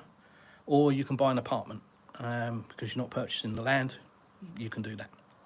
So you need to check that out. Don't just jump on a plane, think you're going to go to Sochi and buy a land. You're not going to. Once you've done that, then you need to decide probably. I'm not sure that every apartment you can buy because, for example, building with 5 floors, for every every flat belong some part Of the building? of the ground. Ground. Which building here is. Okay. Okay, well, I got told by somebody else, I can't remember who it was, but it was quite knowledgeable at the time, that you can buy apartments depending on how the apartment is registered. The apartment block is registered. Yeah. Yeah. Some apartments just for tourists. For example, you cannot register. Yeah, that's a big problem with that. Yeah, so my wife's pointing out that that's not across the board. You can't just buy, every apartment. It really depends on how the apartment block is registered. So you've got to do your research. Simple as that. You must do that. And you need to do that anyway. You need to do your research. Not only with the climate, but, what you're going to do when you get to Russia. Are you retiring? And I've spoken to people that I can only say are delusional. I don't want to be rude, but I've spoken to people that literally, if they sell everything they own, they're going to cobble together about $10,000. After they've sold their house and paid their mortgage, after they've sold the cars that they're backwards on with finance, and they sold everything, they're going to have $10,000. And I've had these conversations with people where they think they're going to move to Russia with, husband, wife, and 2 kids, with $10,000, and they're going to buy an apartment, and they're going to buy a car, and they're going to live happily ever after. And I know it sounds crazy, but they walk among us. It's, I feel sorry for these people because they actually think that that's a thing. They think that they can do that. It's not going to happen. I can't imagine a scenario where you could move to Russia with $10,000 as, man and wife and 2 children, and have any kind of life other than, eking out a bit of an existence in a forest somewhere. I don't know, it just doesn't, it doesn't make any sense, but people think that they can. So you've got to do some research. You really have. You've got to, do some calculations, work out what you're going to do. If you come in here and you want to apply for temporary residency, you need obviously a tourist visa, or as they call it, shared values visa now. I don't think you'll find that in the visa centre. I don't think it will say shared values. Might do, don't know. But you come here on your initial visa. Then if you want to apply for temporary residency, you do that. But you cannot work whilst you're on a visa, and you cannot work until you get temporary residency. So potentially you could be in Russia anything up to 6 months without being able to work and earn money. So you need to understand that if you come into Russia, you need to bring some money, because you're going to have to support yourself. Even if you've got a job lined up, you will not be able to work on a visa, and you won't be able to work until your temporary residency has been approved. So you're going to need to be able to support yourself while those processes are going through.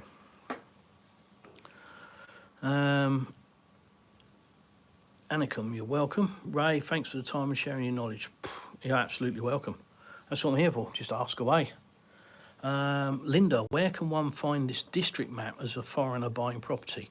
That's a good question. Honestly, I don't know if there is one. I think what you've got to start with is a region, and then look at the districts within that region. That will probably be a lot easier. Maybe a Google search or something like that. But you're going to have to look at the regions. There's about 92 regions, I think, across Russia. So like I say, work out what weather you want. If you want south of France kind of climate where we are, then you're going to look at the Krasnodarsky Krai region. And then you're going to look at the districts within that, see how far they are from the sea, see which ones you can buy land in as a foreigner. The further inland you go, the cheaper the land gets. So, for example, where we are, this house here sits in the Anapa region. So as a foreigner, you couldn't buy this house. Your partner could if they're Russian. But if you go to the next village, which is Veronikovskaya, which is 15 minutes up the road, that's in the Krimsk region, and you can buy land there as a foreigner, because that's not a border town, it's not a border region. Not a border district. So, you can be 15 minutes further inland and buy a house, and it'll be cheaper than buying it here.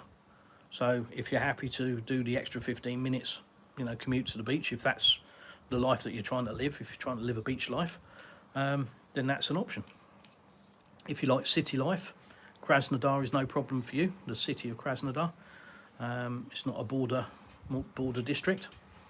So it really depends what you're looking for. What kind of life do you want to live? What kind of climate do you want to live in? But that's where it starts. Climate, then what kind of life Are you retiring? Do you want city life? Do you want beach life? Do you want rural Russia life? You know, what kind of life do you want? Do you want a small holding? Do you want to do some, you know, growing your own fruit and veg? Everybody does that anyway, but do you want to do it on a small commercial sale basis to sell fruit and veg? There's loads and loads of questions. It's not about getting a job moving to Russia. And it's certainly, people, please hear me. Don't just jump on a plane. Do not do what so many people have done and just decide, oh, I'm going to move to Russia, I'm going to sell everything. Oh, have you ever been? No. What do you know about Russia? Well, I know it's a place I want to live. Right. And they jump on a plane, they turn up in Russia with what they think is a load of money, turns out it's very, very little. And then they're going, oh, please feel sorry for me. Oh, I can't believe how this has happened to us. Oh. It's happened to you because you're a fucking idiot. That's why it's happened to you. If you've got children, you put them first. That's your first and foremost priority. Can you support them? Can you put a roof over their head? Can you feed them? Can you ensure their safety? And if you don't do that first, then you're of no value as far as I'm concerned. So that's your first priority. Make sure that your kids can be fed, watered, sheltered, and they're safe. And then beyond that, if you want to you know, experiment with life, that's fine, but make sure the kids are all right first. But people are just, honestly, the stories I hear, it is absolutely shameful. These people should be deported, as far as I'm concerned. They haven't got money to support themselves. They make stupid decisions. They decide to move to a country that they've never visited. The only research they've done really is listening to some other bloke telling them how wonderful it is. And then they sell everything in the country they're in, and then they pack up their 5, 6, 8, 10 kids. They move to Russia. They think they've bought a house. It turns out they haven't. They've been scammed. They've lost their money or whatever, or they've made stupid business decisions and lost their money. And then they turn up going, oh, please feel sorry for us. Please support us. Please this, please that. I'm sorry, you're an idiot. You're an absolute idiot. And I have no time for these people. I really have zero tolerance for these people. Because they've put their stupid harebrained scheme idea in front of the well-being and safety and security of their children. And that, I'm sorry, you know, that makes you a Ronin in my book. You're not a good person if you do that. So you've got to do your research, guys. Not just with channels like mine, but you've got to, you know, you've got to do a lot of internet searching. Don't do mainstream media searching. You just get a very biased view. Do some internet searching. Look at multiple channels, multiple vloggers, see what you like. Try and communicate with as many people as you can. Get an idea, come and visit. Come and visit, because you might find that you've nailed it and you've picked the right district, the right region, the right town. You've done all of that based on your research, but you might be wrong. So come and visit, get a taste for the country, decide if you like it. There are plenty of people here that will give you advice and help you, but you've got to ask, you've got to go looking for it. If you just wait for it to drop in your hand, it's going to come unstuck.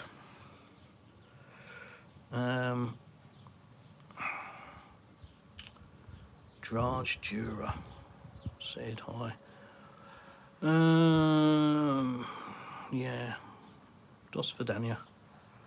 See, just rude, of no value, brings nothing to the world other than, you know, moronic stupidity. What use are people like that in the world? Unfortunately, they breed and they walk among us. Ray, I have to go now, but I'll hopefully catch you on the next one. Thank you, Ray. My absolute pleasure. IFV. The UK is the worst I've ever seen it. You are blessed, mate. Honestly, I hear it over and over again. It really upset me. I was in the UK last year, in my hometown, and it was really upsetting to see the state that it was in. You know, I'm not trying to be propaganda or anything else. I'm just saying it was upsetting to see how the town has declined. You know, I'm not trying to apportion blame. You know, that's a topic for another day, I'm sure. But it's just really, really upsetting to see the decline of the town for whatever the reason. Marcus, oh yeah, this will be interesting. What's considered a cheap property, i.e. how much? Marcus, just like researching the weather, you've really got to pinpoint a region. It's a very, very broad question. You have to understand that Russia is a big place. So I can only give you answers based on my own knowledge, my own perception, my own opinion. Yeah, I mean, a cheap, run-down property could cost you 1,000,000 rubles, maybe less, 10 grand, UK money, maybe less. But it depends what your idea of a cheap property is. You know, is it based on size? Is it based on location? Is it based on condition of the property? What are your parameters? So it's a very broad question. You know, it's just not something I can answer really. Yeah, you know, you're going to need to narrow it down, Marcus. You're going to need to be more specific, mate. You know, if you say to me, how much is a new 2-bedroom house in your town, for example, in my village, you know, of an approximate size with an approximate size garden, then I can give you specific answers. And if you watch my live streams when I walk around the village, I do talk about house prices. In fact, there are houses on our estate that are for sale. House next door is for sale, 10.9 million, 2-bedroom, 2-bathroom on 600 square metres of land. One across from us is 12.2 million, I think, and there's another one for 9.5 million that's not finished. It's got no interior. So gives you an idea, maybe, I don't know, but you need to have a look.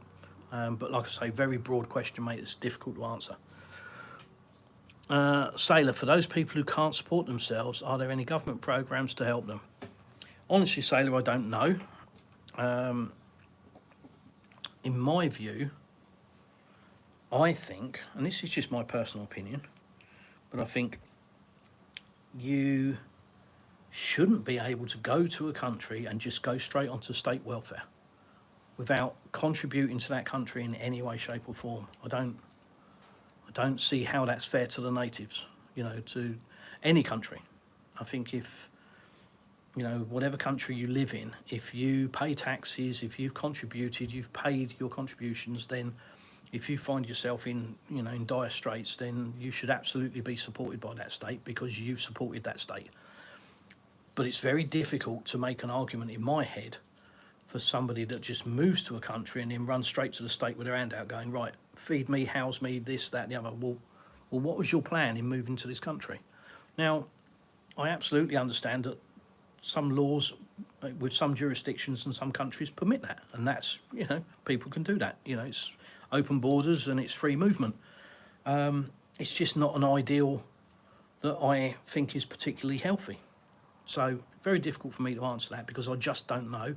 I haven't claimed anything from the Russian state because that's just my morals. I haven't looked into it and I wouldn't look into it because I don't, in my view, deserve it. I haven't done anything to warrant that. I haven't worked here. I haven't paid taxes here. So what right would I have to claim benefits here? That's my view. That's my personal view. Maybe that the Russian state provides for that. I don't know, but I certainly wouldn't. Much like the healthcare. I'm entitled to free healthcare now. I'm on temporary residency. And maybe I'll use it. But at the moment, anything healthcare related, I go private. One, because I think that's the right thing to do. Two, because it's extremely cheap. And three, it's extremely convenient. So that's the route that I go. It may be at some point in the future that I will use the free healthcare because I'm entitled to. I'm on temporary residency now.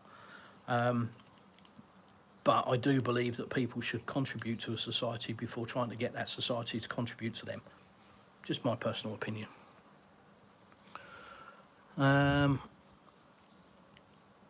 Marcus, are the people generally friendly? Yeah, 100%. Yeah, 100%. So you're not going to walk down a street and everybody that walks past you is going to say, hi, hello, good morning. Russians don't do that. They'll probably look at you a bit strange if you walk past a complete stranger and say hello. They'll probably look at you a bit random as if say, who the hell are you? Because they don't do it. It's not part of the culture. But if you stop somebody and say, hi, I wonder if you can help me. You know, excuse me, please, I need some help. They'll help you, without a doubt. If you start talking to somebody out in the street, you know, if you're down the beach, for example, or down the seafront, and you get involved in a conversation with somebody, extremely helpful, extremely friendly, but they're not in your business. They won't just walk down the street. And I think that's a lot of the misconception with Russians, that people may come here as a foreigner and just think everybody's stoic and very unfriendly. It's not. They're just private, and not only are they private, but they respect your privacy as well. So they're not walking up, who are you, hello, where have you come from? They're not asking you 1,000 questions and interrogating you. It's none of their business. You know, I'll give you an example. When I first came here, I'm a car guy. And when I first came here, we were in a Napa, you know, family, and walking around, and there was a beautiful, oh God, I can't remember what it's called, but Rolls-Royce convertible with the wooden back. It's got like a teak boat bed back. I can't remember what it's called. Corniche, I think it might be, or something like that. Rolls Corniche. Let's say it's that. Beautiful, beautiful colour, beautiful, beautiful car. And I just, you know, I was just staring at it because I'm a car nut, thinking, oh, that's lovely. And I turned to someone who will remain nameless, and I said, oh, did you see that? And he went, what? I said, the Rolls Royce. And he went, yeah. I was like, oh, you know, what do you think? And he's like, yeah, he's done well for himself. And that's their opinion. You know, there's none of this, oh, he must be a drug dealer, and oh, I wonder what crime business he's in. There's none of that kind of talk. It's just, wow, yeah, he's done well for himself. You know, they're not wrapped up in other people's material stuff. So it's a completely different culture. You know, it's not, nobody's here trying to drive the latest car, you know, and then trade it in for the newest version of it to be one up on their neighbours, that kind of thing. I mean, I'm sure that sentiment exists. I just haven't come across it. And the opinions you're getting from me are my opinions from what I've come across. But my opinion, what I've come across, is that nobody is interested in what somebody else has got or hasn't got. It's none of their business. So they keep themselves to themselves. They're very private. But if you need help or you want to talk to someone, no problem at all. So yeah, absolutely. Very friendly. Palawan Jungle Days. Can EU resident obtain the Russian nationality? I don't know about the Russian nationality, but you could become a Russian citizen if you are on the list of unfriendly countries. I think even if you're not on the list, you can still apply. But yeah, there's a process. There's an immigration process to come to Russia. And unlike some other countries, it's not, you know, we've got a process and we just ignore it. No, there is an immigration process, and it will be followed to the letter. And that process is to apply for temporary residency, to then apply for permanent residency, and then to apply for citizenship. That's the process, if that's what you want to do. If you want to go all the way to citizenship, that's the process. And at each level, there are different hoops that you have to jump through, and you do have to jump through them. It's not, they can't be bypassed. You can't ignore it or cheat it, or, you know, just think, oh, well, it doesn't apply to me. Nah, the rules are there. They apply to everyone. Linda, the dry, warmer weather is our goal, but I want to buy 5,000 to 10,000 square metres. Any recommendations in your area? Coastal area is not necessary. A bit inland is fine. Recommendation. I hate giving recommendations because we're all different and we might be looking for something different. My wife is from Novosibirsk. Ah, okay. But I am not ready for that, as I'm a Canadian. Understand. Dear. There's loads, you know, it sounds like a cop-out, but there's loads of places that you can go in Krasnodarsky Krai. I would say Krasnodarsky Krai region is a good place for you to start looking. If this is the kind of climate or that kind of climate you're looking for, then this region has it. So I certainly would say it's a good region. I think it's the third most expensive or third wealthiest region in Russia. Don't know how you view that. But land, you know, Russia's a big place, so land is cheap. I was going to do a live stream actually with the laptop open so that I can show people prices of houses and land. I need to do that really. But you can buy something like that, 5 to 10,000 square meters, so 50 to 100 sotka. What's if it's bigger than Sotka honey. It's marked as GA, I think. What's GA stand for? This the You know, like a big piece of land, like a hectare or something. What's it called? I've seen it on adverts, and it's GA. It's abbreviated, you know, obviously. Don't know. No, I'll have to look into that. But you can buy big bits of land, but there are different requirements for big bits of land. You also have different classifications of the land. So if you want to build on it, for example, if you want to farm it, you know, there are different classifications of land. Some land you can buy but never actually kind of own. You own it, but if the state needed it, then you'd lose it. So you have to be aware of that. But obviously those pieces of land are extremely cheap. I think that is SNT. Is it SNT that you don't, like, the state can take the land? yeah. And DZS, is it? DZS? EGS is not trackable. Yeah, it's so many. Yeah, it is a little bit of a minefield. It does require a bit of, you know, looking into. It's not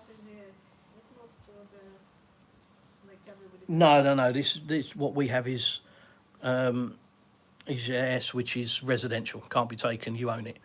But there's two other categories. It really is a minefield. You need to research it. That is a huge piece of land. I'm sure you're aware of that. Yeah, I guess you want to start farming. I'm assuming that's the goal. It's a farm region, you know, it's an agricultural region. So certainly, you know, whatever you stick in the ground is going to grow here, that's for sure. It might be better looking for something that's already existing. Mathematics, would you consider... don't know, mathematics, no idea what that is, but there you go. Good LP records in Russia. Don't know, Finn. Haven't bought any, haven't looked to buy any, haven't had an LP record since I was a kid, so no idea. Everything's downloadable now, isn't it? So, plenty of music. Linda, another issue I'm worried about is obtaining a driver's licence. Okay, Linda, so I'll dispel a little bit of a myth for you there, hopefully. If on temporary residency, you don't need to change your licence. There's a bit of a myth saying, oh, you've only got 1 year and you've got to get a licence. No, that does not apply to you unless you are on permanent residency. So as on temporary residency, you can drive on your, let's assume you're US, I can't remember where you are, but let's say US. You can come to Russia on temporary residency or on your 3-year visa, which you lucky US guys can have. You can have a visa for 3 years, and you do not need a Russian driving license. You can operate... Oh, hang on a minute. Now I'm thinking, because you're not part of the Vienna Convention if you're in the US. You'll have to check. But certainly if you're part of the Vienna Convention, you don't need a Russian driving licence until you're on permanent residency. It might be different if you're not part of the Vienna Convention, i.e. the US. You'll have to look into that.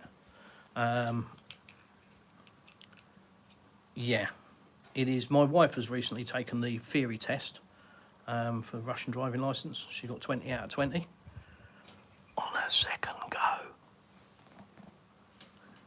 go. So yeah, she's got 20 out of 20. It's multiple choice. It's 4 blocks of 5 questions, and you can have a maximum of 2 wrong out of the 20, and only 1 per section. So you can't have 2 wrong answers in the same section. But it's multiple choice, and she said it was fairly straightforward. That's the theory.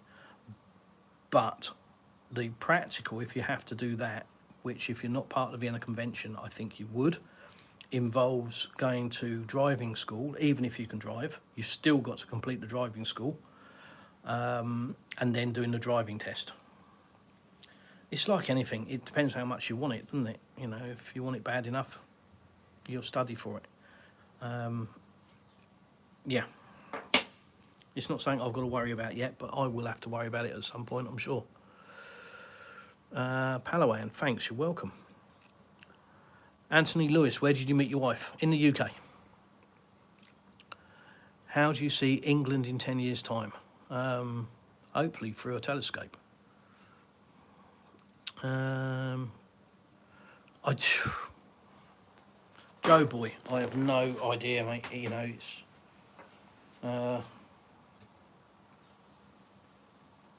it's difficult to comprehend the direction, to be honest. That certain dark forces may be trying to take the UK in.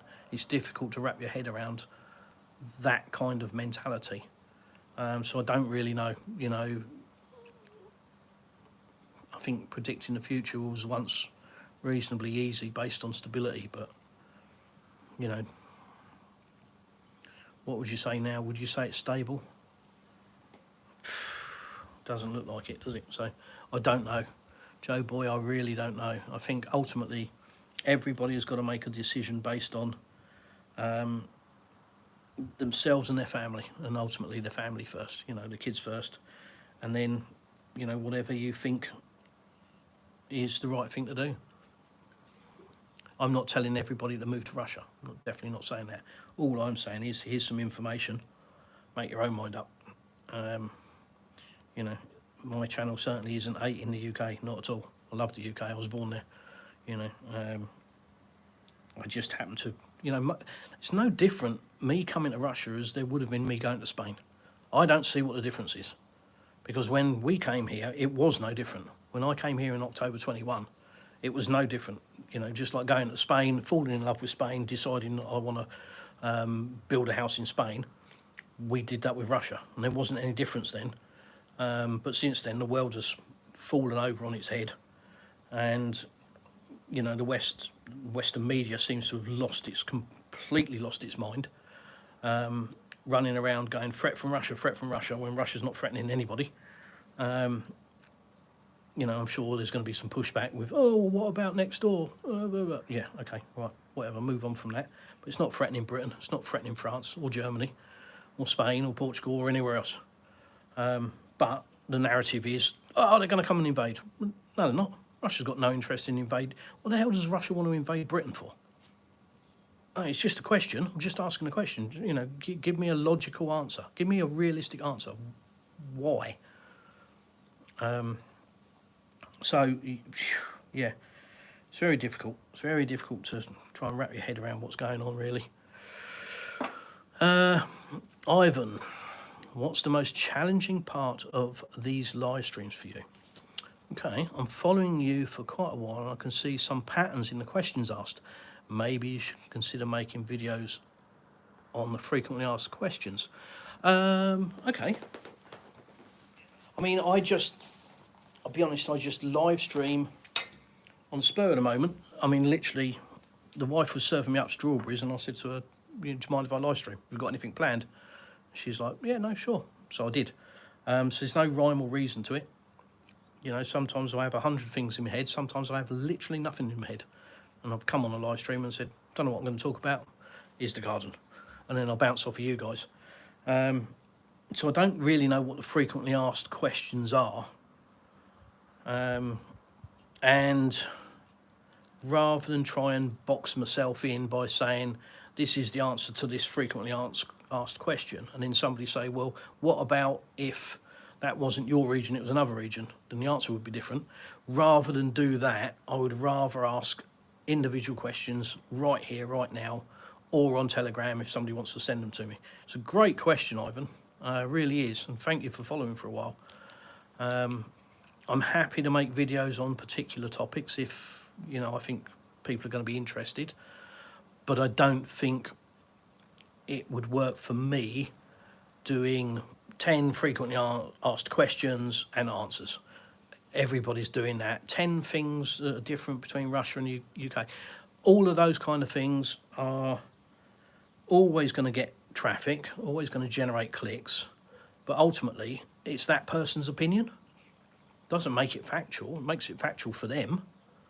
You know, somebody can say 10 things I hate about Russia, 10 things I hate about the UK, 10 differences I've seen in Russia.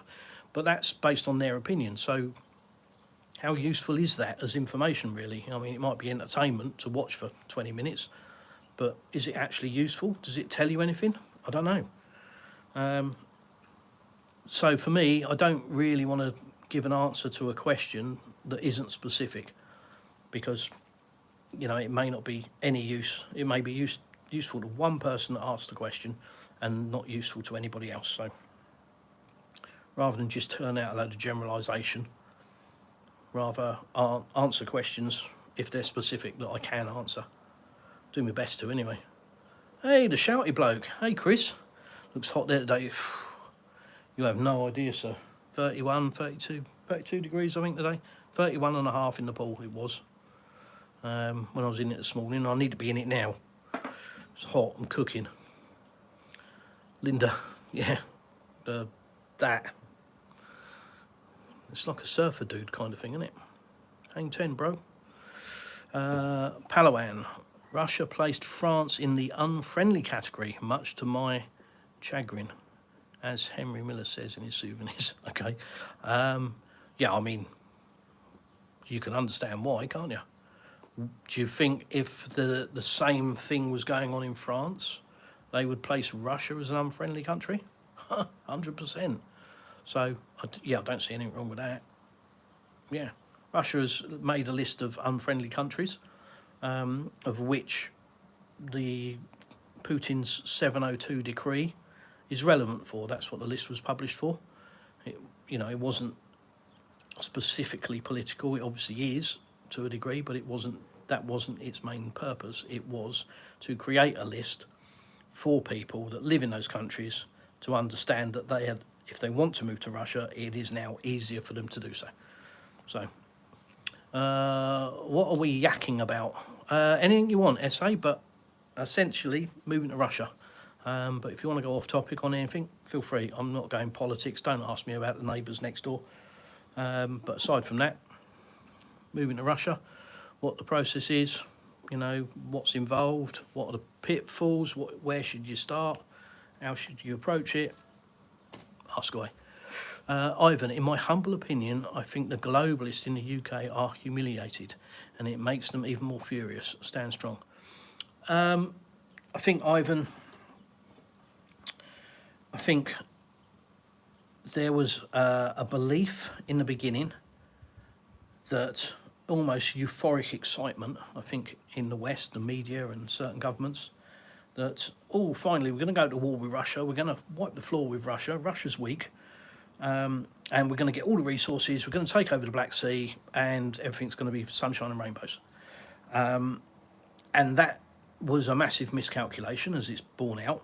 So rather than realise that early on and go, oh, hang on a minute, we need to rethink this, they went, no, we just need to throw more money at it. And that's what they did. And then they doubled down on that, tripled down on it, quadrupled down on it, and now we're in the situation that we're in. And rather than having a reverse gear and just going, yeah, I know we've put a load of money into this and we've committed to it, but we got this wrong. They are hell-bent on pursuing that. It's all about money. It's always about money. And, they're not going to reverse from it. They can't. It would be the end of these politicians for them to reverse course on what they've spent so much money on and years of rhetoric on. So they can't reverse on it. They cannot. It's impossible for them. They've created a railway, if you like, that is only going in one direction, and they're in the choo-choo train at the front on full steam. And there is no going back. It's going the direction it's going in, and the outcome will be the outcome. Unfortunately, the outcome for most people was easy to see from the beginning. It hasn't changed. That outcome was always inevitable. And these people refuse to go back, and they're going to carry on pursuing the path that they're on. So, who was it who said, what will be, will be? It's it's inevitable. Linda, you are doing an awesome job as an ambassador. Wow. Love the honesty and the rawness. Great and excellent job. Thank you. It's very kind. I wouldn't call myself an ambassador. I'm just a bloke trying to give people information about the area that I live in based on my own opinion. That's it. That's all I'm doing. There's nothing special about me. I'm very unspecial, to be honest. I should name my channel The Idiot. But yeah, I'm just trying to pass on information. And if I don't know, I'll say I don't know.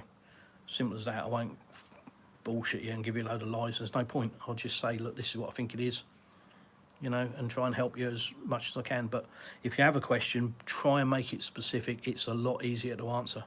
You know, if you ask me what the cost of living is, Sailor's heard this 1,000 times, I'm sure. You know, what's the cost of living? You know, how much to put radiators in my house? It's the same question. You know, you need the parameters, don't you? You need the specifics. You need to know how big the house is. You need to know how hot you want it. You know, there's a lot of things you need to know to decide how many radiators you need in the house. And it's the same with how much is the cost of living. What region? What kind of living? How many people? Are you eating out? You know, how big's your house? How many cars are you running? It's yeah. I can certainly tell you what our cost of living is, but that won't be relevant to you. I can tell you what our house costs, won't be relevant to you. So, you know, I need specifics. Sailor, what Elon's dad is doing in Moscow. I've seen it on the news. Yeah, I saw something as well. Elon's dad and Lavrov, apparently. No idea. No idea. No idea. But of course, the media has jumped on it, haven't they? And they've said that Russia has offered Elon citizenship or asylum or something. No, they haven't. What? Yeah. It's press, isn't it? It's media. Who knows, mate? Who knows? I mean, ultimately, he's obviously famous by default. He's become a bit of a personality in his own right because he's popped up on all sorts of talk shows and you know, conferences and speaking platforms, etc. So he's become a kind of a personality in his own right. So yeah, he's come to Russia and he's doing the same thing. Don't know what his motivation is. Don't know why. To be honest, don't really care. It has no bearing on my life. Yeah, pass. No idea, mate. SA, why on earth would anyone want to move to Russia? Well, why not? So that's my question to you. You're asking me a question, I'm going to say why not. You can expand on that, can't you? Please don't quote mainstream media rubbish, because then that'll just get you deleted. Try and use your own brain. I don't wish to be condescending yet. Let's see who you are and where we go. But SA, if that's a genuine question, just think about the answers there. When I say why not. Linda Ortiz, your juniper tree area video was incredible. It's oh, Linda, you should have been there. The smell, oh, it was absolutely sensational. You know, just literally the definition of pure clean air. Right on the sea, you know, right on the coast, watching dolphins in the sea, and walking around a juniper forest. The smell was amazing. It was just unreal. Absolutely unreal. I'm not a tree hugger. I'm not a hippie, as you can tell. There's the air gone for a start. But, you know, it doesn't matter. You know, it was a very, very centering place, a very peaceful place. Yeah, just, you know, magical, really was. Absolutely magical. Not the first time we've been there, but it's the first time that we've gone with a tour guide called Yuri, who our friend Alexei put us in touch with. And the guy was amazing. If anybody ever comes to Anapa, get a tour with Yuri. You know, I can certainly put you in touch with him. It's what he does. He's super passionate about the area, and he'll tell you the warts and all. It's not like a, you know, oh, this is covered in gold, and this is covered in platinum, and this is covered in more platinum. It's not that, you know, it's warts and all. What's good, what's bad. It's a bit of the history of the area, you know, right down to how the town got its name, you know, about the Turkish war, about all sorts of stuff while he's driving you around. He's got a boom microphone on, tells you all about the history, drives you around to all of these places. And we were out with him for like 6 or 7 hours. Might even have been longer. It was just amazing, absolutely amazing. And we ended up in the, in the juniper forests and looking at all those juniper trees, just awesome. Well, as you saw, that one tree, 1,200 years old, was amazing, fantastic day. Absolutely, we were knackered when we got back, but it was a brilliant day. The shouty bloke, when you've got the money of Elon, you can go anywhere anyway. Yeah, of course. Yeah, absolutely. Elon's dad's not short of a few quid, I'm sure. So yeah, I mean, maybe that's what he does for a living now. Goes around places and gives a talk. Who knows? Ivan, the Duran is thumbs up, nearly. Neutrality Studies is also a channel that provides lots of useful insights. Oh, okay. I haven't heard of that one. Neutrality Studies. Is that on YouTube, Ivan? I'll have a look. I'm always interested in new info. But yeah, the Duran is very, very good. It's a good daily analysis of the latest news. Sometimes it can be, if there hasn't been a lot of news, then it's kind of going over the same ground but in a different way. But generally, it's a really good source of up-to-date information.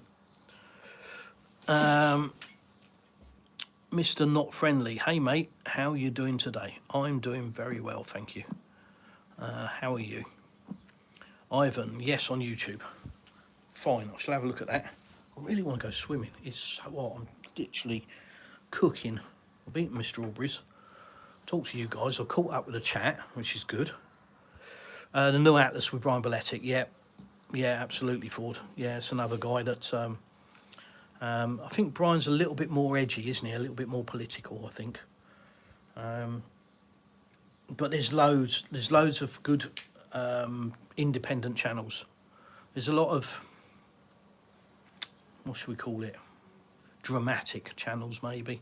A lot of clickbait kind of channels, and some that are just sort of way over the top. And if they just toned it down a bit, they'd have more credibility. But that's my opinion. I'll give you an example. Redacted. I think that the way that they portray events sometimes can be over the top, and it's very dramatic and getting a reaction. And that's what generates clicks ultimately and pays for these channels. But I think sometimes it's very over the top and can be, for me, quite off-putting. I don't want to feel that I'm being sold a story or fed a narrative. I want somebody to tell me the information and let me make my own mind up. And if I feel that it's a bit contrived and forced, it turns me off.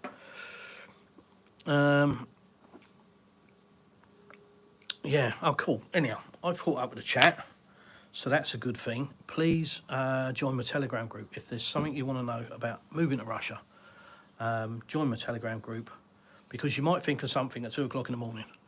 And if you join the Telegram group, you can ask on there the gaggle. I haven't heard of that one. You can ask them in Telegram group. There are lots of good people in there, lots of native Russians in there that can give you much better answers than I can. So yeah, join my Telegram group, please. The Plastic Russian. You'll go to the main group. You've got to then go and look for discuss. That'll take you to the chat group. That's where all the action is. And yeah, you can ask away in the chat group, whatever you want. So it's 2 channels. There's the main channel, which is the Plastic Russian, and then there's the Plastic Russian chat. And you have to access that from the main channel, or just type something in the main channel. I'll send you a link if you need it. But if you go to the main channel, press the discuss button and you'll go to the chat group. Join that and you can type away to your heart's content, ask whatever you want. So yeah, thanks very much. I'll wrap it up now because we caught up. So thanks for watching. Thanks for joining me on another waffle. Please like, share and subscribe. Please check your notifications. Very important, especially on YouTube, because the notifications just change. You might think you've set up to get notifications from me and then realise you haven't seen anything from me for a month. And it won't be because I'm not talking, because I like talking. It'll be because your notifications have changed, and I get that a lot. So it's a very common thing on YouTube. It will change from all to custom or something else, or none, and then you won't see the notifications. So yeah, check your notifications. Please hit the thumbs up. All helps. We don't get any support. The algorithm by YouTube certainly won't pick this channel up. It's not consistent enough for that.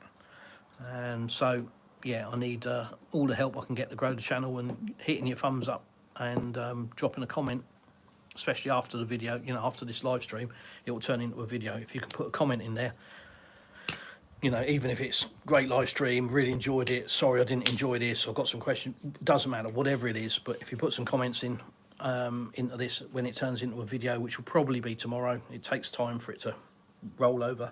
All live streams turn into videos, in case you didn't know. But once it has, yeah, if you can like it, share it, put a comment in, it helps promoting the channel. So thanks for that. Oh, good afternoon, Chris. Just waking up. Bloody hell. And I heard you talk about Yuri giving you a tour. How much did he charge you for the tour? Honest answer is, we didn't get charged. This was arranged for me by our friend Alexi. So Alexi dealt with that, and I'm sure you understand it'd be rude to ask. It was just something that Alexi did for us. It was a nice thing that he did for us. So I don't know what the cost was. I can probably find his website and find out. But absolutely, Mike, if you come to this region, I'll sort you up. I'll sort you out. It's absolutely worth his weight in gold. It was such a good day. Yeah, really was. Very, very, very knowledgeable guy. Nelly, you're welcome. Linda, you're absolutely welcome. Grazie. Okay. Italian, but okay. Palawan, again, you're welcome. Thanks, guys. Thanks for joining. Please share. And Irvin, of course, yeah.